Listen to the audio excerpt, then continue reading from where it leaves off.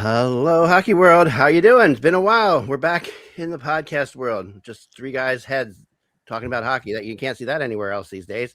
Yeah. Whoa. Well, I'm hearing me as well. I'm sorry. Hold on 1 second. 1 second. 1 second. 1 second. What the heck is that? Shut up, you jerk. Hold on. 1 second. There we go. All right. That was a good start. Anyway, today is Friday, March 6th, 2026. I'm Kevin Allen from Detroit Hockey Now. And I am Eklund, wearing my Hockey Buzz baseball shirt. You're watching Hockey Buzz Cast Trade Deadline Show. This is the 20th Trade Deadline Show. Just want to let you know that we've been doing this for 20 years. I went back and looked, and we used to do the podcast, Mike and I, just the two of us on phones, like a phone podcast. And went out, but now we do pictures. Now everybody else does the same thing we're doing here. But yeah. So this is a 20th year, and Kevin, you're kind of in the dark, but that doesn't matter, I guess, right? See, you're kind of like we see your back. Let me see here. Let me see. Oh, just only you're. I look like Max Headroom, if you remember him. Yes, I do. I just heard a whole podcast about the Max Headroom thing. It's pretty funny. All right. So not much better though. I don't know why I don't have much better. That's okay though. I know we only have you for a bit, so let's okay. Yeah, so let's all right. So we have a lot of trades to talk about today. But what I want to get from Kevin while we still have Kevin is I want to get some of your thoughts on the ones that we haven't heard about yet. Because or if there's any that if there's any you really want to discuss first, that's fine too. Well, I think what we really need to talk about is the price. I mean, this is to me is kind of like for those of you who have a regular card game that you go to, a poker game where the stakes are $1 and $2 or a quarter and a half, and suddenly you show up and there's some new people involved in the game, and they say, well, let's play $5 and $10, and that's what it feels like is happening here. I mean, I'm sure it's happened before, but as you know, I've been writing about the NHL since the 1970s. I do not remember a player getting traded for 3 second-round picks, and we've had Mackenzie, Weegar going for 3 second-round picks. Now, I'm sure it has happened, but you just don't see that. A couple of second-round picks or that, but the GMs are stepping up and they're paying. I mean, the price for Shen and Logan Stanley in Winnipeg, and there were other teams involved in that. They didn't give up an actual first-round pick, but they gave Isaac Rosen, who had 25 goals in the AHL this year, had 7 or 8 points, for the Sabres. Like, he was one of their better prospects, and that's like giving up, a top, a first-round pick, and in my estimation, and something else. So, the cost to get involved in this poker game is just a little bit higher than it's been, I think, in the last few years. Oh, it really is. I agree. And it's like, and I didn't think people would be paying it because I had this weird theory that the NHL sucks right now. Like, for the most part, I think the teams are pretty lame. Like, I hate to say that, but I'm going through like we have a couple good teams for sure. But yeah, well, I mean, beyond that, I think this is the lowest. What do you think? Yeah, we've spread out the talent a little bit. I mean, this was what it was supposed to be all about. Back when we ended up with the collective bargaining agreement that, we were going to have parity. Parity. That was the buzzword, that everybody would have a chance. But I just think that I don't know. So I think that right now people don't know if they like in the East, who's coming out of the East. I have no freaking idea. Like and then in the West, okay, they've got a couple good teams too. But like normally the teams that are 1 through 3 in each division are pretty good. But this year, I just don't feel like they are. And I think that what's happening is because of that, we're getting some people who are thinking this is an opportunity, right? And I think that maybe they're trying to jump in, although we also see teams. I agree with you, Jack. I think that's what's happening. I think, you don't. Usually you're staring, at the standings and you're seeing one a team that you think, oh man, no matter what we do, we're not going to be able to do that. But then in this case, we don't have that one team that everybody is sort of looking at going, because everybody has had bad, like Tampa was that team, and now they lost 4 in a row. It's like, who is the, Carolina, I guess, is always, but Carolina feels like they'll never win a playoff series, it's just kind of like, well, yeah, I mean, their history is different than when you watch them play with the, like right now, when I see them play, when they're playing well, it feels like there's absolutely no room on the ice. You're not going to be able to move through the neutral zone. And they're just all over teams defensively, but they don't do that every game. So no, and they don't do that against every team. Like there's some teams that they don't do that against. Like they have trouble with the Devils sometimes, right, Chris? Like the Devils have. Them. They have a little bit of trouble with them, but in the end, Carolina seems to always get the win. I think the thing that we're looking at here is just the parity in the league, like you guys are saying, and the other thing is that overtime point, which makes there's so many teams here with massive amounts of overtime losses that are in the playoffs. Like. If you look at Vegas, I think, what do they have? 14. They're in first place with only 72 points. 14 overtime points, right? Take those away. What is that? 58 points? I mean, I can't. That's what I'm saying. And it's like, I mean, if there's never been a better case, and as we say it every year, and they're never going to do it, is for that 3-point regulation win, which would just change everything. And that would really make this more interesting. Like, because the Capitals, they're sending Karlsson away, and they're only 3 points out of a playoff spot. Yeah, but there's 3 teams. But there's 3 teams between them, so it's like, okay, we're done. I think that overtime point gives the NHL what they really want, and that's like the last few weeks kind of matter for way more teams than it used to. There's very few teams again that are like out of it, mathematically eliminated anyway in the last few weeks because of all these extra OT points that are out there. Yeah, I don't think the Karlsson deal has anything to do with the parity in the league or how many teams they have to jump over. Regardless of what system we use, even if we went to the 3-point system or if we, got away with, started to eliminate the extra point.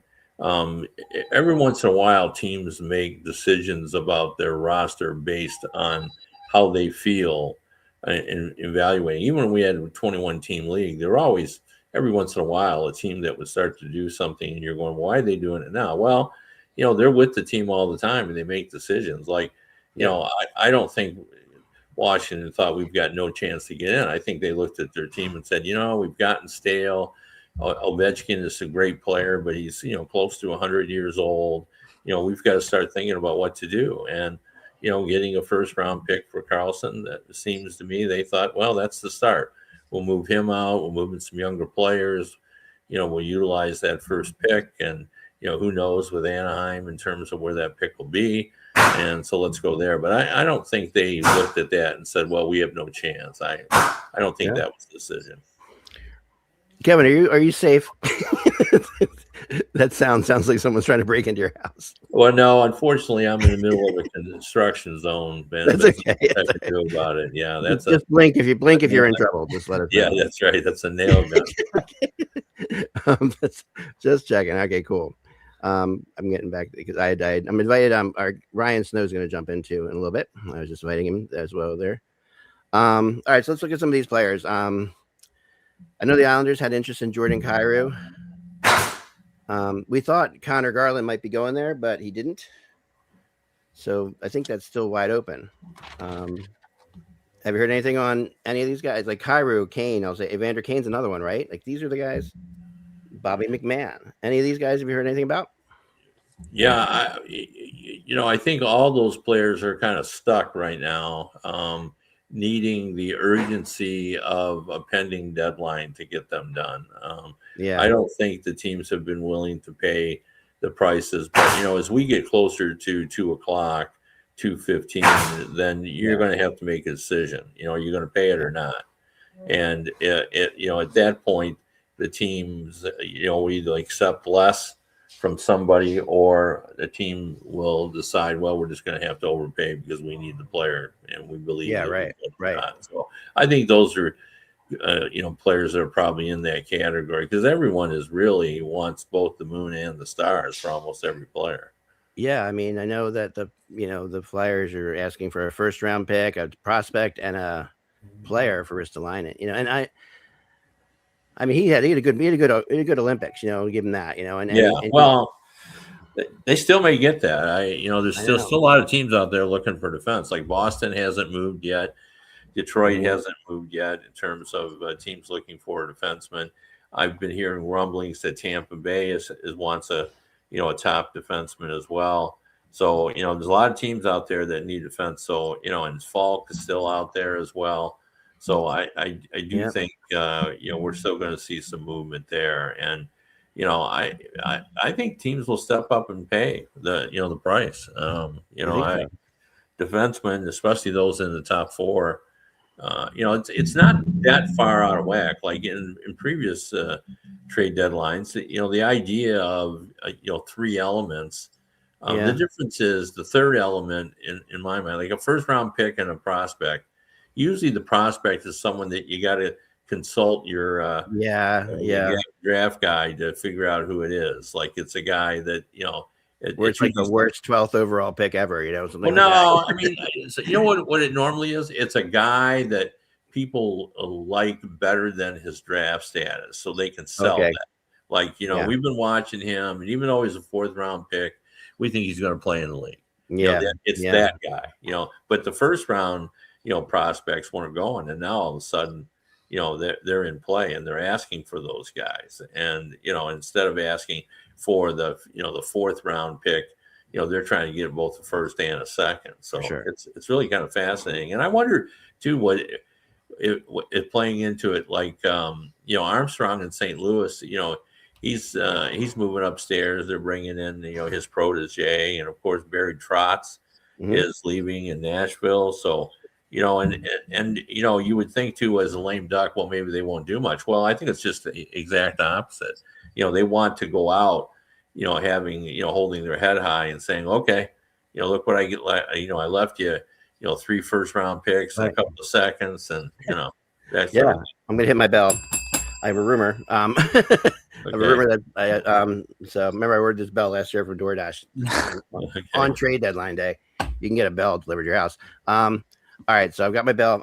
This is a rumor, just a rumor at this point, but I'm going to give it an E4 because I heard it from somebody that I really do trust in Montreal, and that there could be a Kadri for Patrick Laine trade.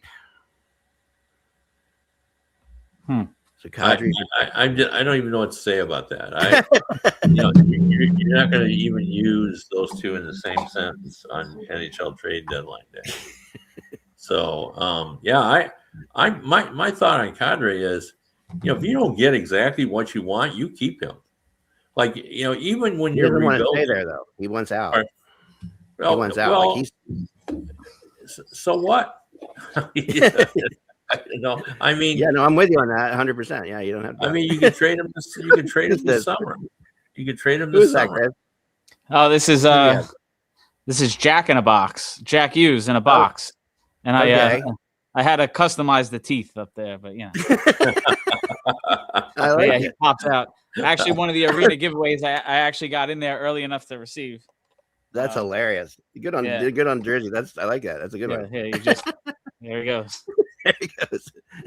Showing up out of nowhere like he did in the Olympics. That's the thing. He's stealthy. He's stealthy. Wow. So all right, Laine. Yeah, I mean, what would you? My gosh, like I think he's the worst player in the league. I'm selling on that rumor. I'm not. You're selling on that rumor? All right. Yeah, that's not. They're going to get a lot if they're going to trade the Kadri. So. Yeah. What else would maybe he's part of the package, right? But there would have to be a bit more attached there. There would be a sweetener, right? Like Montreal would have to give up a first round pick, I'm sure. Right. And there's going to be a lot more than that. Even I mean, they were asking for Kadri, the package that you're hearing everywhere, which is a first round pick, a top prospect, and another asset. So I don't see them backing off on that. So what does Laine have left here? Well, that be, I think. Yeah, it is. That may be part of the deal to get him, but then you're going to pay more. Like if Montreal wants you to take him back so they can fit Kadri in their cap, then it could be 2 first-round picks. Right. That's what I'm thinking too. And I mean, it would have to be right if they. I mean, this year, next year, perhaps, or like some kind of conditional pick. It does say this is Laine's final year of the deal. So it is his final year. Okay. Yeah. Okay. I did not know that. That's 7. Yeah. So I didn't either. I thought he had one more year left. So it says unrestricted July 2026. He has a 10-team no trade. Okay. Yeah. I mean, they could go to him at this point. I mean, he's barely playing for Montreal. He's scratched most of the time. He is the worst player ever in the NHL, in my opinion, because he has tons of skill. He's like really, he obviously can score. He showed some things in his early career. He's got great hands. Like I thought he had like Mike Bossy type hands, and and now he's just like absolutely nothing. Is it just poor attitude and work ethic? I mean, it feels really, like, right? Yeah, I mean, I went to a game where he was playing, and I wanted to watch him the whole time. Like I've done, I remember doing this with Rick Nash on the Rangers at the end, and I thought Nash was bagging it as well. But I was watching I just watched every shift he took for Laine, every shift he took, and it's just like there were several times when he wouldn't touch a puck, another person, or like even the boards or anything, like just like in any way, shape, or form. And I'm just and he just had a way of floating to where the puck wasn't. Like, and he was just wasn't moving quickly either. All right, Kevin, let's talk about Detroit because I want to get this. There's, like you said, there are defensemen left now. According to what I was told, Oliver Ekman-Larsson really just wants to stay in Toronto. Yeah, and that he might be out. Well, he wants to stay in Toronto. Plus, I think they've come to their senses there. He's been one of their better players. Yeah. And, this is not a team that you're stripping down to the chassis and starting over. So you've got to be careful. Right. I mean, it will be difficult to replace Ekman-Larsson if you trade him. Yeah. So just because maybe we can get a first round pick. Well, yeah, but you might need more than a first round pick to replace him, to give you the minutes that he plays and the effectiveness that he's had. He's had a really good season. So, yeah, I mean, I think the Red Wings focus is on, Falk would be they're still their number one choice, and then perhaps Ristolainen after him. I think they're still nosing around in Trocheck, but last night I heard that the price for Trocheck is more than both Minnesota pulled out. I heard because they said it was just too high, and they don't have the cap space, so it would cause some consternation as well. So I guess I have to bring up Simon Neckash in this instance right now because his name's out there, which makes me think that they are that there's still a chance at Quinn Hughes. That's what I think about with Simon Neckash going away. But so anyway, Detroit and Simon Neckash, anything? Yeah, Marty Neckash or Simon? I'm sorry, the defenseman, right? Yeah, Chris. I don't even know why they even want to move him. Can you fill us in on that? Yeah. So what I hear is they don't want to move him, but they're getting a ton of calls on him, right? And they're supposedly, if he is moved, it's going to be for an impact winger, or really what they want is a center. We're talking a first line guy with term, somebody young, comparable. So I mean, do they want to move him? They're in no rush to move him. But they announced earlier today that every defenseman is available outside of Luke Hughes and Brett Pesce. So make your calls, and supposedly multiple teams are calling for Nemec, and so they should. Yeah. He is a restricted free agent after this year. Changed his actual agent yesterday. He went from J.P. Barry to Craig Oster, I believe yesterday or the day before. So rumor has he's looking for big money. His starting point is the Luke Hughes contract, something comparable to that. So maybe they feel like the talks are going to be a little difficult to get done. But again, if he gets traded, it's a huge deal. I don't expect it to happen. Yeah. What I heard was that they wanted to convert him. They have one of the best young defensemen, but they feel like they have that already in Luke Hughes. But what they really need is one of the best young forwards. But just as Chris said, a center or preferably or a winger. And I just don't see that fit out there. Certainly the Red Wings are not in a position to do that. They don't really, have a forward that would fit as a direct trade across for that. Yeah, I mean it's because it's like top centers. I don't even think there's 15 in the league. Number one centers right now. Like I was looking at it the other night. Again, I just because everyone says they want a number one center. I'm trying to what I really consider a number one center. There's a lot of number twos, but I don't know. I could be wrong about that, but I mean, you got guys like all the centers that are on my board are all, with the exception of like Austin Matthews and Brady Tkachuk, are all 2-3s, right? So. Or Robert Thomas. Now that's something like that's one though. I'm not really sold on that. I don't know if we move him for that. I'd like to hold Nemec for something bigger, and if you have to tack onto that, if you have to dangle a Jesper Bratt who has a no move clause like pretty much everybody else on the Devils, if you have to dangle first round picks, like the basement where I would want to start here, not a center, but is a top three winger, top six forward, Matthew Nyes. The name that's been popping out there, that's someone that raises my eyebrows. But again, like you said, it's Austin Matthews, Brady Tkachuk, or like who else would we really want that's out there? And everybody wants Brady Tkachuk, and most people want Austin Matthews. Yeah, and I think Brady's going to go where he wants to go if he goes somewhere. I think.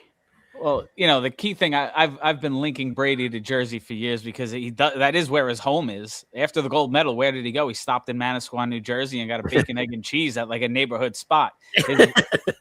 His wife is from there. His in-laws still live there. Obviously, you see the relationship with the Tkachuk and Hughes brothers. I mean, right. That's they're really great point. tight.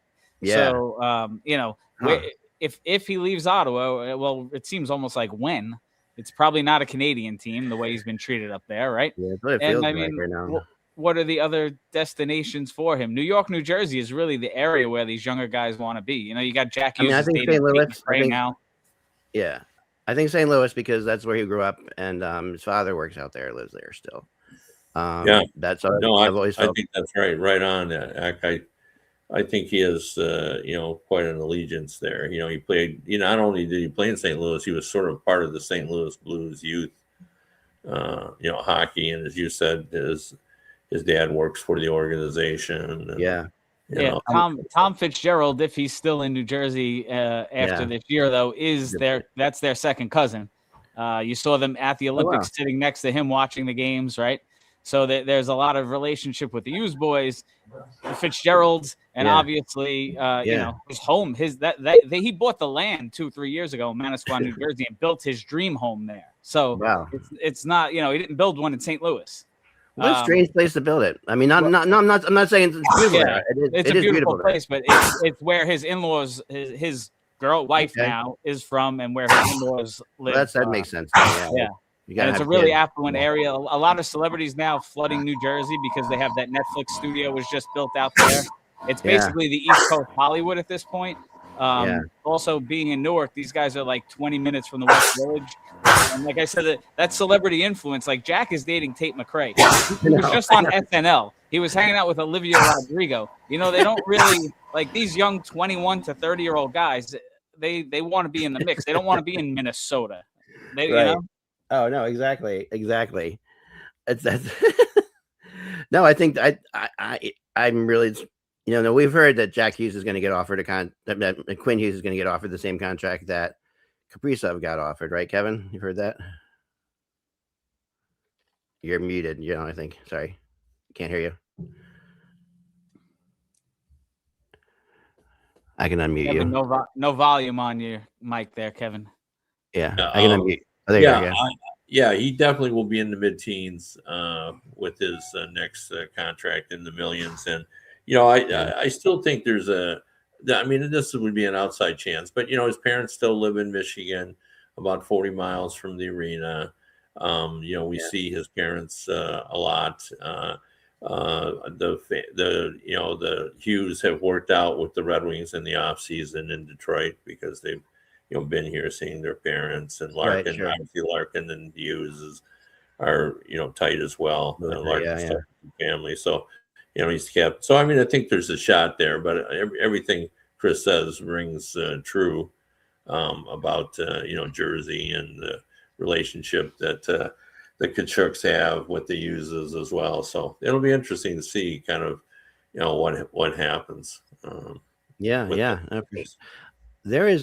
Speaking of what's happening, nothing is happening right now. Like it's very strange. Like, and I feel like we've got we're an hour and a half away, right? Like, so we're basically 90 minutes from the trade deadline.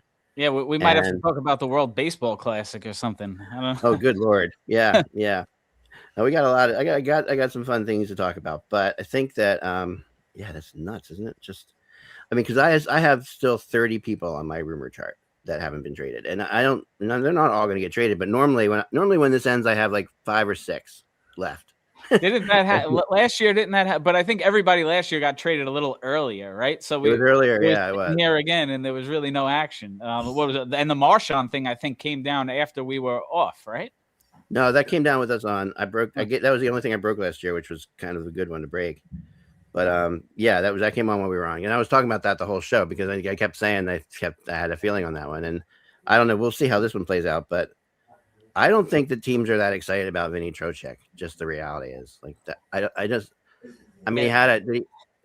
It has to be related to price tag then, because the Rangers must be asking for a lot, but asking for a ton. In holding him, you're driving the price down. I almost feel like you want that guy. He's only a 5.625 cap hit, right? He's got 3 years left on the deal. He's a winner, how many teams would kill for that? But again, they also drove all their players' price down by writing that stupid letter again. What are they going to do that every 2 or 3 years? And what they got back for Panarin, they got a draft pick and they got a prospect who they say you can't skate. I think that's important, right? I mean, he looks like a good player in where he is now. But if the weakest part of your game is skating in a league that's then you're in trouble, right? Dominated by skating right now, it's tough. I mean, what are your thoughts on Vinny Trocheck, Kev? I mean, I don't know. Well, I mean, I think the Red Wings want him. They're desperate for a second line center, and he's a good face-off guy. Larkin is really good as well. So suddenly they'd have 2 really good face-off guys. Yeah.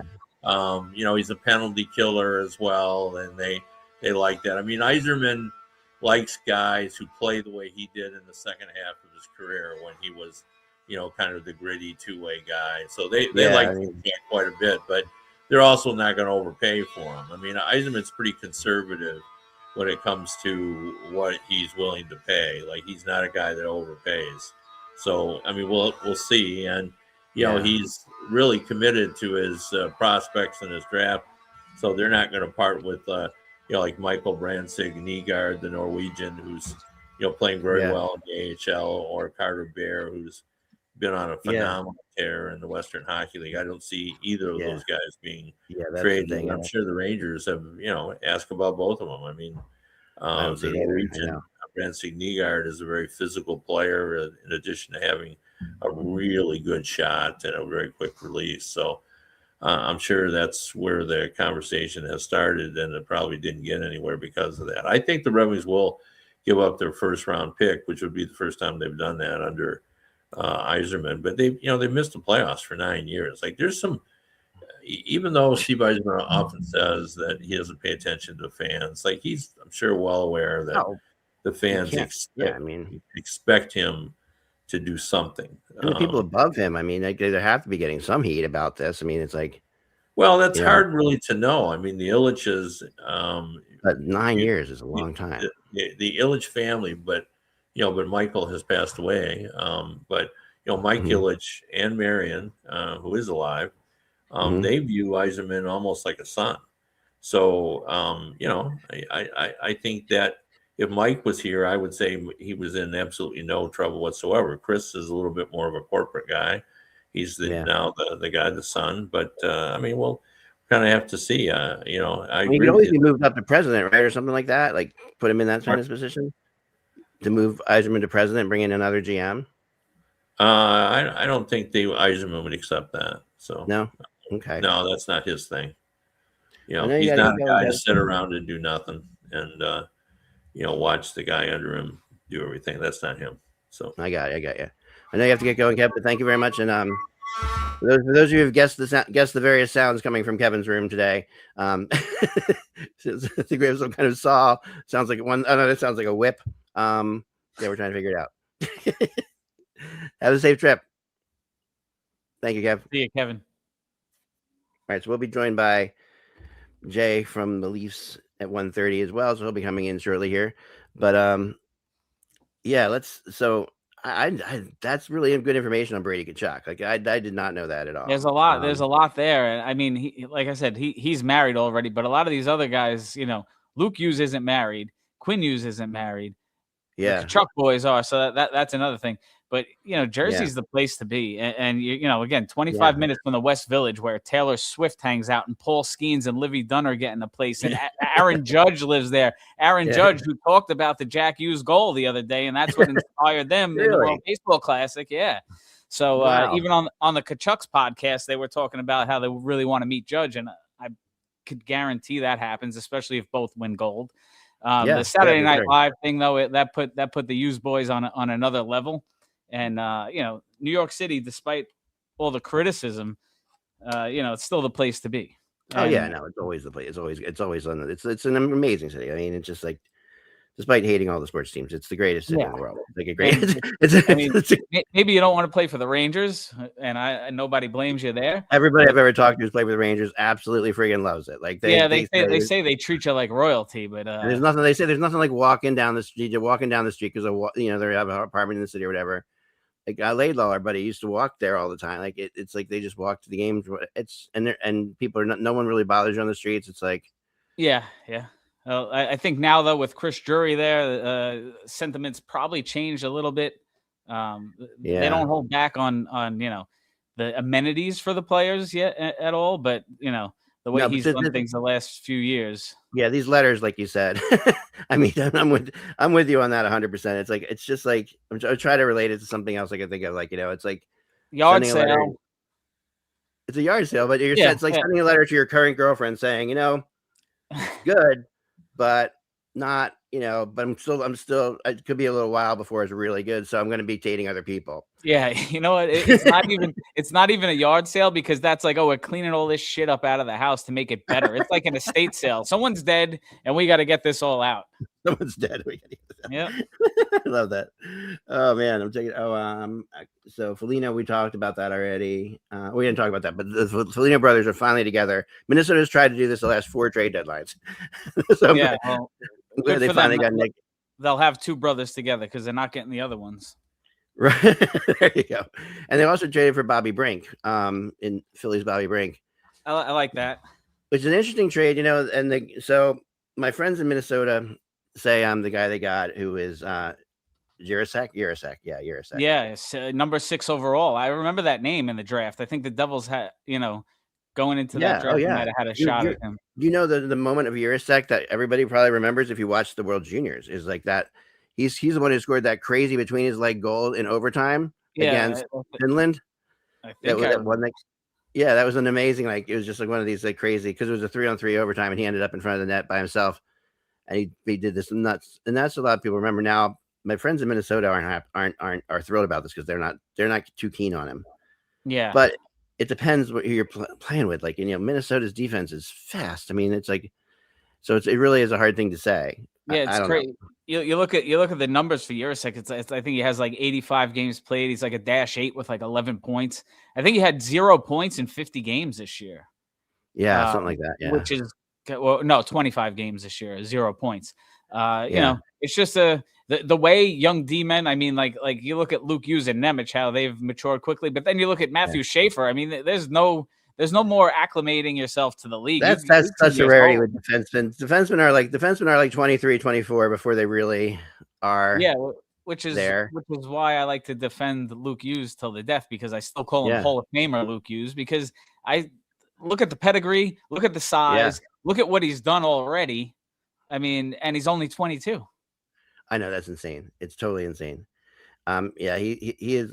I mean, so how is I did want to ask you, how is the it must have been unbelievably thrilling to like for Jack Hughes to score that goal for for you. So, I mean, as bad as this season's been from a Devils standpoint, Yeah. I would have traded outside of them winning the Stanley Cup. If you said they were going to win 2 rounds and lose in the conference final, or Jack Hughes scores the golden goal, what it does for him and the Devils organization, and the potential to bring people to play with him. Like I said, he doesn't pay for a drink or a meal probably anywhere he goes in the United States, like ever again, right? No, and now to see all those guys that he's with, and you know, that U.S. team's ridiculous, and a lot of those guys are going to be available. And again, New York, New Jersey area is the place to be. Yeah. I understand Minnesota got Quinn. That wasn't his choice, and if he has a choice. Yeah, I think I'm noticing some of the things they're doing. They're definitely going for it because I think they know that this might be the only shot they have with him. And then you can also see it, like, I mean, as much as they like him, as much as they want to sign him, when you saw the way the Hughes brothers were together in that tournament, just like, you know, how like when Quinn scores the goal, the goal in overtime, the overtime game, Jack's the first person to him, you know, and everything that he can't wait to like. It's just you really see that they are absolutely, you know, thick as thieves. So there's no question. I mean, in my mind. And again, they want to play with. If they didn't love New Jersey, Luke wouldn't have signed the 8-year deal here. He would have signed the 2-year deal or the 3-year to align with them, right? But they know Jersey's the place they want to be. It makes a lot of sense. I mean, Minnesota, New Jersey. It's I don't know. I might be a little biased, but no. I mean, I have friends who live in Minnesota who have been like barely being able to survive the winter this year because it was so freaking cold. They were I was talking to them a lot, and they just said, "Enough of this. We're done with this." You know, this was particularly cold for them, as it was for us, but for them it was just insane. And again, like Kevin brought up that the users still spend a lot of time like in the Michigan area and all that stuff, but that's probably only because Quinn is played on one side and Jack and Luke play on one side. Is somewhat of like a central area. Well, that's where their parents live. It's where their parents live. So I think that's the reality of it. Like they're there because they're visiting their parents. But you know, New Jersey would be a great place for their parents to live as well. I mean, it's a perfect, you know, like it's a perfect community up there for everybody. And I just think, you know, and remember they're bit, and I, you know, not to use religion, but it's a Jewish area too up there. And the users are Jewish people, are Jewish players. And I can see it really working out well. Like it's a really great. Too, like I mentioned, the Netflix studio that they just built. I think it's Lionsgate also building a huge one in New Jersey. New Jersey just recently changed like the laws around filming and giving major tax breaks to the studios. Yeah, and the studios love New Jersey because they have every single setting that's possible. Yeah, you could go skiing there. There's mountains. You could go to the beach. You could go to Atlantic City and film a Vegas type of thing. You could go to Newark or you could go to Jersey City and film like a city type of scene. So you have every single thing that there's all types of high-end celebrities scouting out. Like in you've got mansions up there too, like mansions up there. And then you have, and even like, even at High Point at the top of Jersey is like beautiful as well. That I've been up there a couple times, you know, I mean, it's and the Delaware River Gap, that is both Jersey and Pennsylvania. But it's a beautiful area. And again, that Tate McRae thing, like you really can't downplay that because Jack's not going to date a school teacher after this. Even if him and Tate McRae don't work out, he's not going to date some, you know, cashier at Walmart, you know. We are joined by Jay. Hey Jay. How's it going, fellas? How are you? Pretty good, man. Pretty good. It's been a weirdly slow day, I think. Yeah, I think we're entering the part of the deadline where you're no longer just negotiating against other teams. You start to negotiate against the clock, right? We're down to about an hour and 21 minutes before the final bell. The bell tolls. So I think we're in a very unique spot. I think you've got some really good players still available out there, but I think we're in an interesting spot. I think we're going to see things pick up in the next few minutes here, though. Yeah. So let's talk about the Maple Leafs for a second. So we have they did trade Roy, you know, to Colorado. Last time Roy went to Colorado, worked out pretty well. So but you're a big fan of Roy, aren't you, Jay? I'm a big fan of Nick Roy. When the initial trade went down for Mitch Marner, there were a lot of people who were down on the return. I was a big fan of the return. I thought Nick Roy was it's exactly what you need to make the playoffs. Unfortunately, Nick Roy's a possession hockey player, right? And he came into Toronto this year, and things have gone off the rails quickly. Unfortunately, Craig Berube has Hall of Fame resume. Not gonna debate the resume there, but unfortunately, Craig Berube he's failed to adapt on multiple occasions this year, and The Maple Leafs are one of the slowest teams in the league. So I jokingly say a few times the Maple Leafs play dump and no chase hockey because they're not fast enough to get to the puck. And when you have a player like Nick Waugh who strives on the cycle, he strives when he has the puck on his stick. It's very difficult to have that take that type of player, especially in a situation when he's playing with players like Dakota Joshua on his wing. When you are throwing the puck into the corner nowadays, and I know you guys were just talking about the Hughes brothers before I jumped on. Yeah. When you have mobile defenders in this league that move the puck as well as so many of these guys do nowadays, dump and chase hockey is incredibly tough to play. So I'm hitting myself for a second here. I got something. Yeah. No. The Leafs are trading Bobby McMahon. I don't know where he's going to yet. So we do have a Bobby McMahon trade. That'll be a very interesting one. But when you're giving the puck away to other defenders who move the puck well, it's very difficult to be successful in this league. Yeah. No, you're right. You guys can talk for a second. I'm going to try to dig this out and see where he's going to. Yeah, Jay, you nailed it because you're putting the puck in there. And these guys know exactly where they're passing it before they even turn around, before they even get to the puck. They're looking over both shoulders. They're flying into the corner. They got the puck and their heads up, and they're, if you're anywhere near them, they're probably going to use that net as a little bit of a buffer zone to give them some time to, readjust. But yeah, the defenders now and the way these guys skate, every team has at least one or two of those guys that can really get to pucks in the corner quick, look up and make a quick pass before, you can even get in there and pressure. Absolutely. And honestly, like there's those who believe the trapezoid has changed the game for the worse. To me, it's really made goaltenders evolve into a different way, right? Like you no longer have to be Martin Brodeur who can throw the puck down the ice. You just have to be a goaltender who can stop the puck on the rim around and put it on the stick of your defenseman. And if you can do that, you're one of the most effective puck movers in the league, right? So the challenges of dump and chase hockey, there was a stat the other day that came out, and I don't know if you guys saw it, but Austin Matthews has he's essentially become a perimeter player. So when he scored at 69 goals, he had 62 slot chances and 20 goals. This season under Craig Berube, he's only had 22 slot chances, 6 goals from the slot. Last season, it was 29 slot chances and 7 goals. Craig Berube has essentially taken Austin Matthews, who I would say is arguably the best goal scorer of this generation, and he's turned him into a shutdown center, which makes absolutely no sense to me. I also feel like that's what we're seeing with Nick Waugh, right? We're seeing a guy who strives to hold the puck, and when you take the puck away from them, they're obviously not going to be as effective. I think you're going to see Nick Waugh go to Colorado. He's probably going to put up 7 or 8 goals before the end of the season. He's not going to be asked to take 70% of the defensive zone starts there. And I think he's going to excel in that role. And I think that's somebody that teams like Dallas, Vegas aren't going to want to run up to with that center depth. Yeah. Yeah. I could see that, like Matthews, I don't get to watch a ton of him, but in the games, especially like in Four Nations, he played well defensively. But I feel like you didn't really notice him even in Four Nations. You think that's clearly like Berube's just kind of like changed his game that much that it even carries into like tournament play and things like that. There was a photo. I don't know if you saw it this week, Chris, but I'll share it with you later.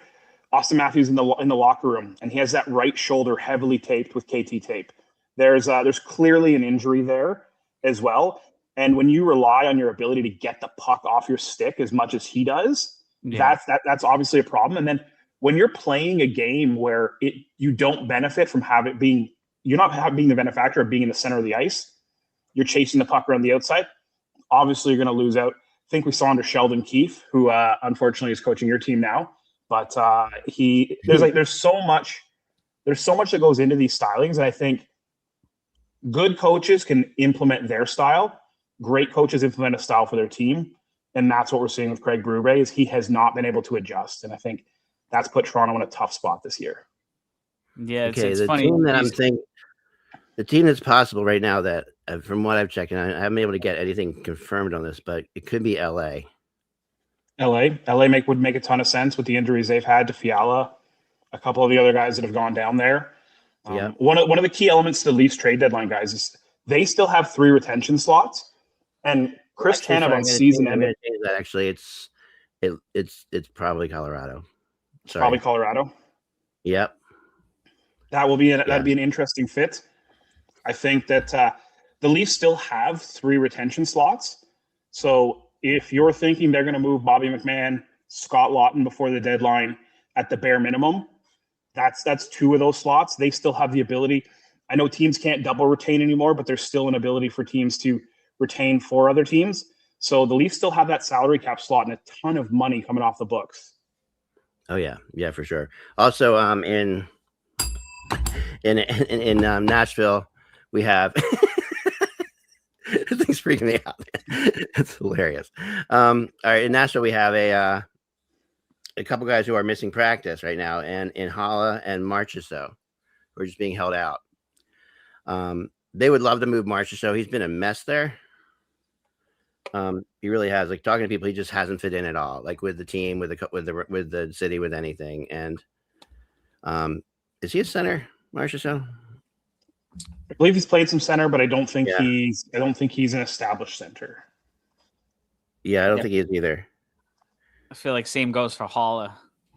Yeah, right. Yeah. All right. So okay. Yeah, I mean, it looks like, I mean, it could be Colorado, it could be LA. I've got a couple of different people in different directions. so one person who's watching this, one of our sources who's watching the show, who's a scout for a team, was like, yeah, you just changed my thing because I said LA and I know it's LA, and I'm like, well, I don't know. Anyway, yeah. So that's one of them. So Bobby McMahon, what do you expect to get back? So if you had have asked me a few weeks ago, I would have told you I'd have been happy with the same deal as Kiefer Sherwood. Couple of second-round picks. Corey Perry went for a second-round pick a couple hours ago. I think if you're the Maple Leafs, it's hard to expect anything except a first-round pick in return for Bobby McMahon, especially when Bobby McMahon's on a contract paying him $1.5 million this season. At 50% retained, there's not a team in the league that can't fit that salary, right? This isn't a situation where a team's going to have to send somebody out to get the deal done. This is a situation where anyone can fit him in. And I honestly feel like that's a huge opportunity for the Leafs to maximize the return. That said, I do believe the Leafs need to start getting bodies in, right? At some point, you're going to start putting players in the lineup. So I think an NHL-ready prospect would be very, very compelling to the Leafs as well. I think so too. Now we got something on Kadri here. The big problem with the Kadri thing apparently is, we kind of knew this. Ownership doesn't want to retain any of his deal, so any of his salary. So that really significantly limits where he can go. But Montreal is definitely one of them on the board there. We talked a little bit earlier about a Patrick Laine for Kadri trade. I don't, Kevin didn't think that was possible. But then when we realized, I did not realize this is Laine's last year on his contract. So that's significant. So I might do that. I mean, you got to get rid of cap space if you're Montreal, if you're going to bring him in. I mean, the question for Calgary here is, are you rebuilding, right? Like, you move out Mac Weegar, you're clearly committed to a rebuild at this point. There comes a time where if you're rebuilding, part of that means increasing your chances to draft first overall, whether it's Gavin McKenna, Keaton Verhoff, or somebody else that you determine as number one. Moving Kadri is going to help you do that. There's a cost of doing business there. If you want to increase those odds, you may have to eat a little bit of money on that deal, not just to move Kadri out, but to maximize your return back. Because there is a significant difference with Kadri at $5 million versus Kadri at $7 million, right? I think the return of that will also be a huge component. Yeah, I totally agree with that. Okay, sounds like okay. All right. Yeah, it does look like it's Colorado for McCann. And it looks like it's picks, but we don't know yet. I don't know more details than that. And apparently, they tried to re-sign him this morning. The Leafs tried to re-sign Bobby McCann this morning. So they did go down that path. If they're getting, like Jay said, they got to get a first, right? At least with what's being thrown around. I heard earlier today that Cody Glass could get a first for New Jersey. He's got a year left at 2.25, but he's like a solid third line center. Yeah. And they're talking about, like, if you don't get a first for him, why trade him with that? I wouldn't trade him. Yeah, like I wouldn't trade him at all. Like there are things like people need to realize what players under $5 million that are good for you at your forwards under $5 million that are good, that are going to score like maybe 15 goals. That's none. hard to find. Yeah, there's none. It's like crazy. The Flyers gave Christian Dvorak a 5-year, $5 million a year deal type thing, and everyone was freaking out here. I'm like, that's really good. I mean, that's really he can play second line center. He's really a third line center, but centers are hard to find. And right. And honestly, I think this is a component of the stagnant salary cap, right? Like people are seeing these contracts, they're seeing that Bobby McMahon's looking for $5 million. They're looking at Christian Dvorak at $5 million, and they're thinking to themselves, that's a ton of money. That was a ton of money when the cap was flat. Exactly. Right? Like we're looking at this year and next year, we're looking at two of the potential biggest salary cap increases that the league has ever seen, right? Yeah. Players like Bobby McMahon at $5 million, while that's tough to stomach now, in a couple of years, that deal is incredibly palatable because the cap's going to be $125 million, right? And I think that's where a lot of things get mixed up. But I do want to bring Marco Demisio had just actually tweeted out, senior editor for RG Media, that the Leafs are going into sell mode. So hour and 9 minutes left before the deadline. Obviously, deals can still trickle in after the deadline, but it'll be very interesting to see what happens there because they still have Oliver Ekman-Larsson. They've got Brandon Carlo who are taking calls on. I've heard personally that they're taking calls on a goaltender, that Dennis Hildeby is NHL ready. Solars is definitely out. Solars' name's out there for sure. I've heard Joseph Woll. That was the name that I heard. Obviously, Joseph Woll presents you with a better package of a return. Ultimately, the Leafs feel like they've got an NHL goalie in Dennis Hildeby. If they can get out from under the contract now, their best chance for a quick retool is to have as much salary cap space heading into the draft in July 1 as possible, not trying to figure out those other deals at that time. Yeah, I get that. Getting back to that cap, I'm seeing here, this is AI. So by 27-28, we're expected to be at $113.5 million, right? For the cap. Now, what are we right now? 96 million? 95, I think. 95 and a half. 95, yeah. So it's like exponential, yeah. Yeah, like those cap hits of like 7, 8, 9 million for these young defensemen. It's nothing. That's why I've always said in the past, I probably said it on here before with you guys even. I don't know why we sign guys to a flat rate and why don't we sign them to a percentage of cap, right? So I love that idea. I thought that too. Yeah. 7 years at 6% of the cap, right? So, maybe it's 5 million this year, but it could go up to 8.5. And then you're not stuck. If the cap stays flat or, whatever it is, or if the player doesn't develop, it doesn't handcuff you as much. Yeah, I think it'd be a great idea. And I think the issue would be the teams that can't spend to the cap would it be apparent that they weren't spending to the cap, right? So they would have like unused cap space, which they already have now, but it would be probably more apparent. And that's usually NHL we need the NHL to go back to not protecting it's low life teams. We need to bring back Wirtz and Snyder and these characters, Jacobs. We need these guys back because they were the ones who used to make sure the top teams got what they wanted. Yeah, I mean that's the problem in baseball, that we're going to see potentially a strike after this season, right? And it's all because of those teams at the bottom that are like, oh, if we come in last place, we get the revenue share. We don't even need to try to make money or fill the stadium, and it makes for a lackluster, competition. It does. I was Ed Snyder's gone. He was a great guy, and I went over there a lot and spent time in his office and talking to him and other people over there a lot. And I was there the day that revenue share came, that he had to write a check to the Tampa Bay Rays. No. Ed Snyder, Flyers, had to write a check to the Predators, the Nashville Predators. And he's like, why do I have to pay the Nashville Predators for them to suck? Yeah. Like, what am I doing? And it was so it just beyond them, there needs to be some type of, obviously they all reach the floor, but some type of incentive to.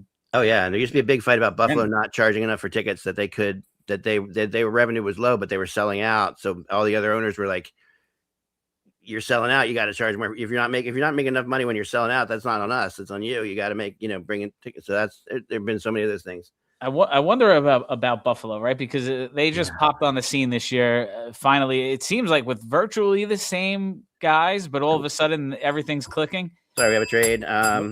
Nick Delorier has been sent to Carolina. I don't understand why Carolina would do this. I'm just going to say that, Nick Delorier has really not been good this year. Like he's slow and really, he played in his 700th game, which is unbelievable to me.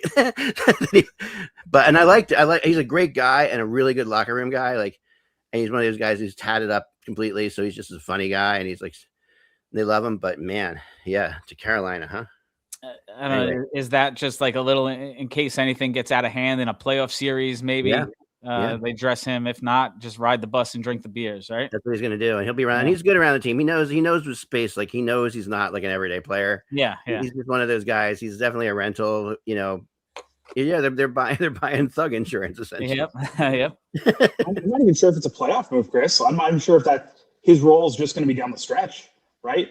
I think you bring him in if you want a game not to get out of hand, you're looking to protect somebody. I think maybe that's your move. I'm not sure that Nick Delorier brings anything in a playoff game. The Florida Panthers are going to miss the playoffs this year, right? Like the Eastern Conference isn't the big bad Eastern Conference where you have to go through the Florida Panthers anymore.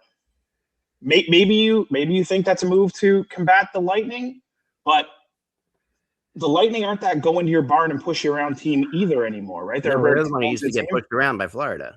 Yeah. The Lightning. Yes, I'm with you. I mean, Boston has a rough team. They'd be tough. But they, if they're going to make it, which I think they are. But we talked about that earlier before you were here, Jay. That I just think the NHL is terrible for the most part. Like I think we have like more bad teams I think than we've ever had.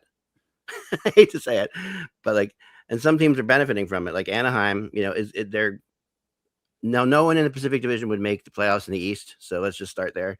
But Anaheim is like leading the Pacific Division.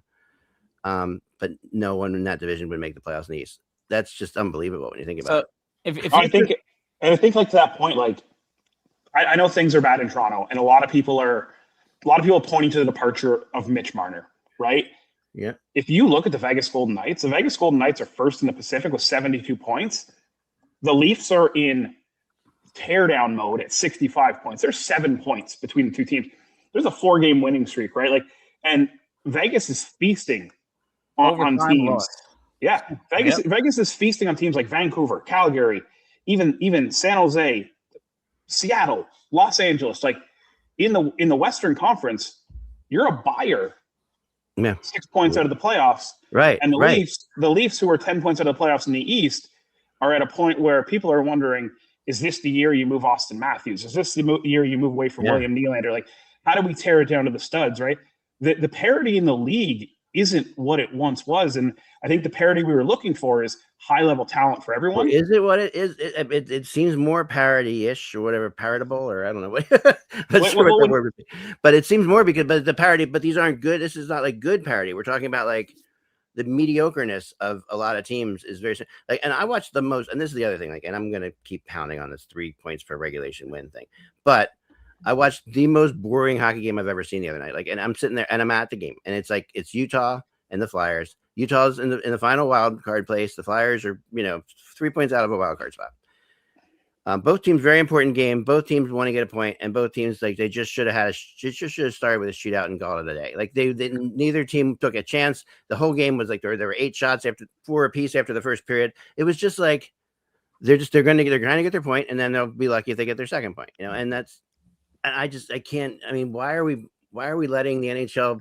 Why are we paying for this? Like the NHL shouldn't be charging for this kind of stuff. I think it's just a weird year, especially if you look in the East, right? Yeah. Before the season started, if you took the 8 teams that are out of the playoffs right now in the East and looked at the 8 teams that are in, you wouldn't really know. Like, all right, which 8 are making it? I don't know.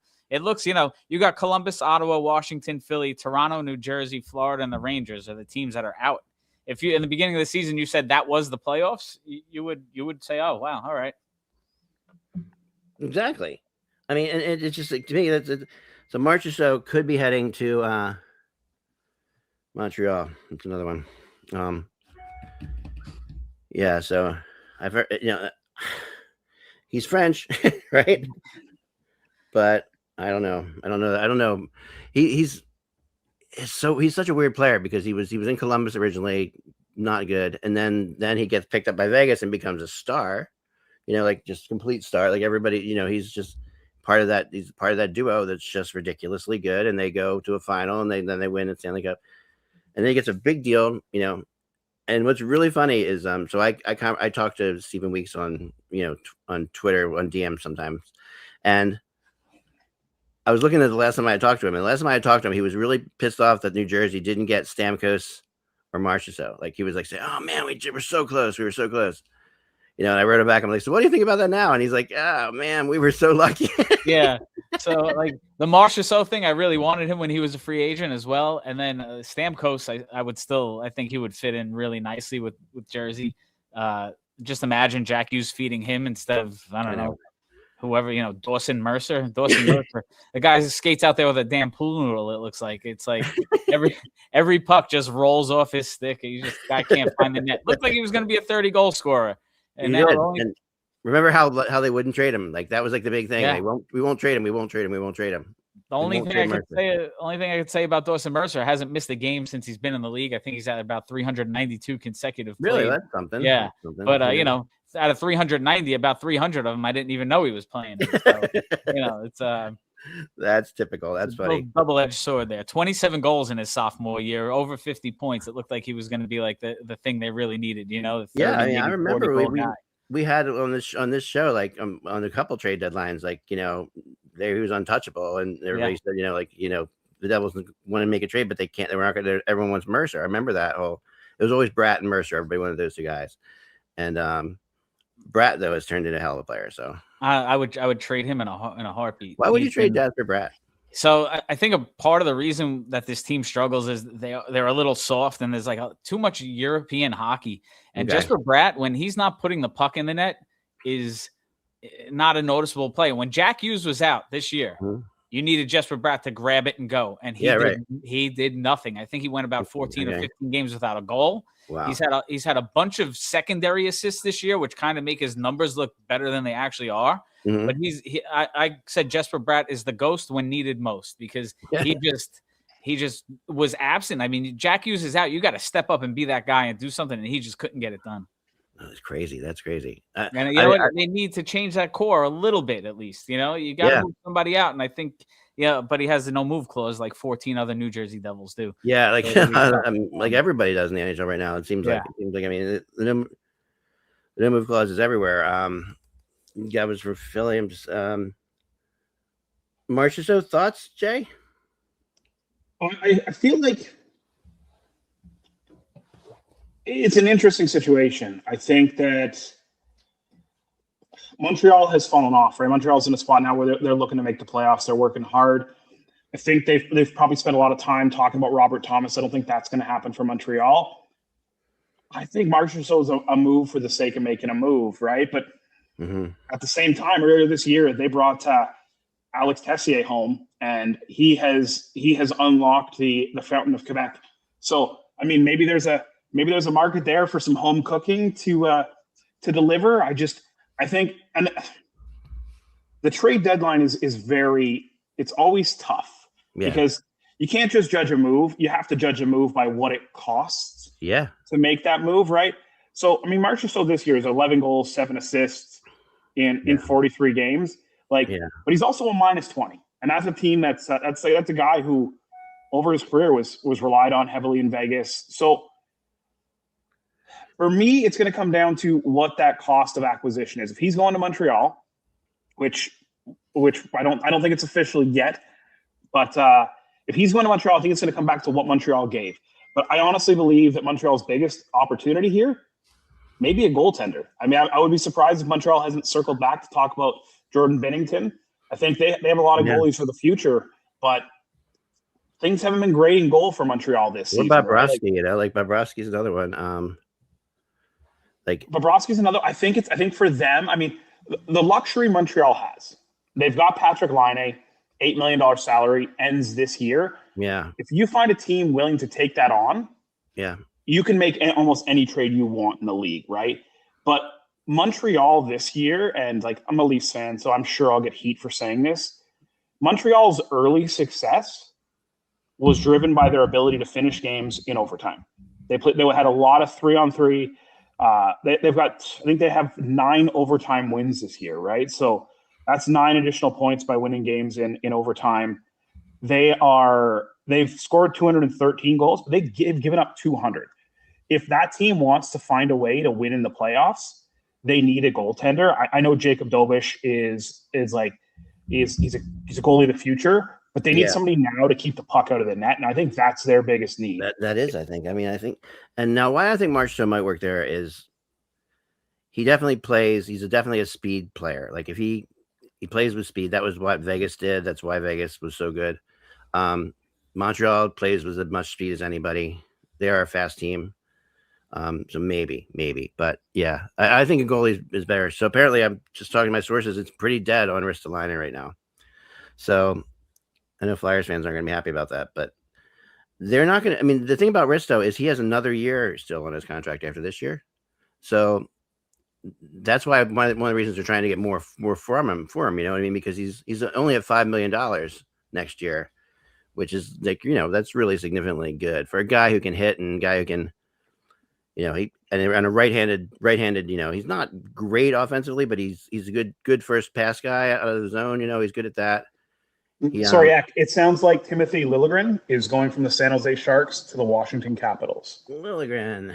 Wasn't he on the Capitals before? He was not. Rasmus Sandin. So they're reuniting the Rasmus Sandin, Timothy Liljegren. Yes, they're putting together that famous and very effective Toronto defense from that era. Correct? I mean, hours after dealing John Carlson in what might be one of the most disrespectful deals we've had in recent NHL history. I think that, I'm not sure where they are. I think they don't want to tell Ovechkin that they're selling the farm, but at the same time, they're trying to find ways to do things. But I mean, dealing Carlson with that news breaking before you've even told him after 16 years with the franchise, I'm not a huge fan of that personally. But adding Liljegren, I mean, if Liljegren seemed a couple times in Toronto that he could find his way, hasn't found his space in San Jose. Interesting enough, he carries a $3 million cap hit. So depending on the return, it'll be interesting to see how that shakes out for San Jose, because that gives them a little bit more. That gives them a little bit more flexibility. And San Jose needs defenders. So if Oliver Ekman-Larsson gets moved today, I would look at a team like San Jose, who only has 2 defenders under contract after next year, as a huge potential. San Jose also has the luxury. They have Colorado. They have Edmonton's first-round draft pick this year as well.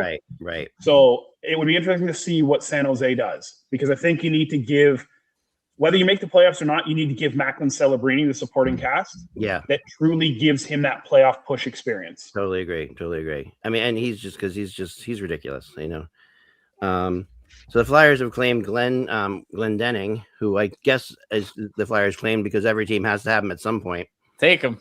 I think that's the rule. There's a good stat about the Devils put Evgeny Dodonov and Luke Glendening on waivers, right? Between the two of them, right? In 67 games this year, 69 games, they have a combined 4 points. Whoa. You know who has more points than that? Markstrom and Jake Allen added together. So, it's Glendening has been an absolute zero. Dadonov has been worse. Enjoy Glendening.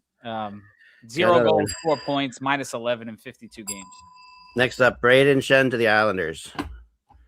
Braden Shen to the New York Islanders. That is. Yep.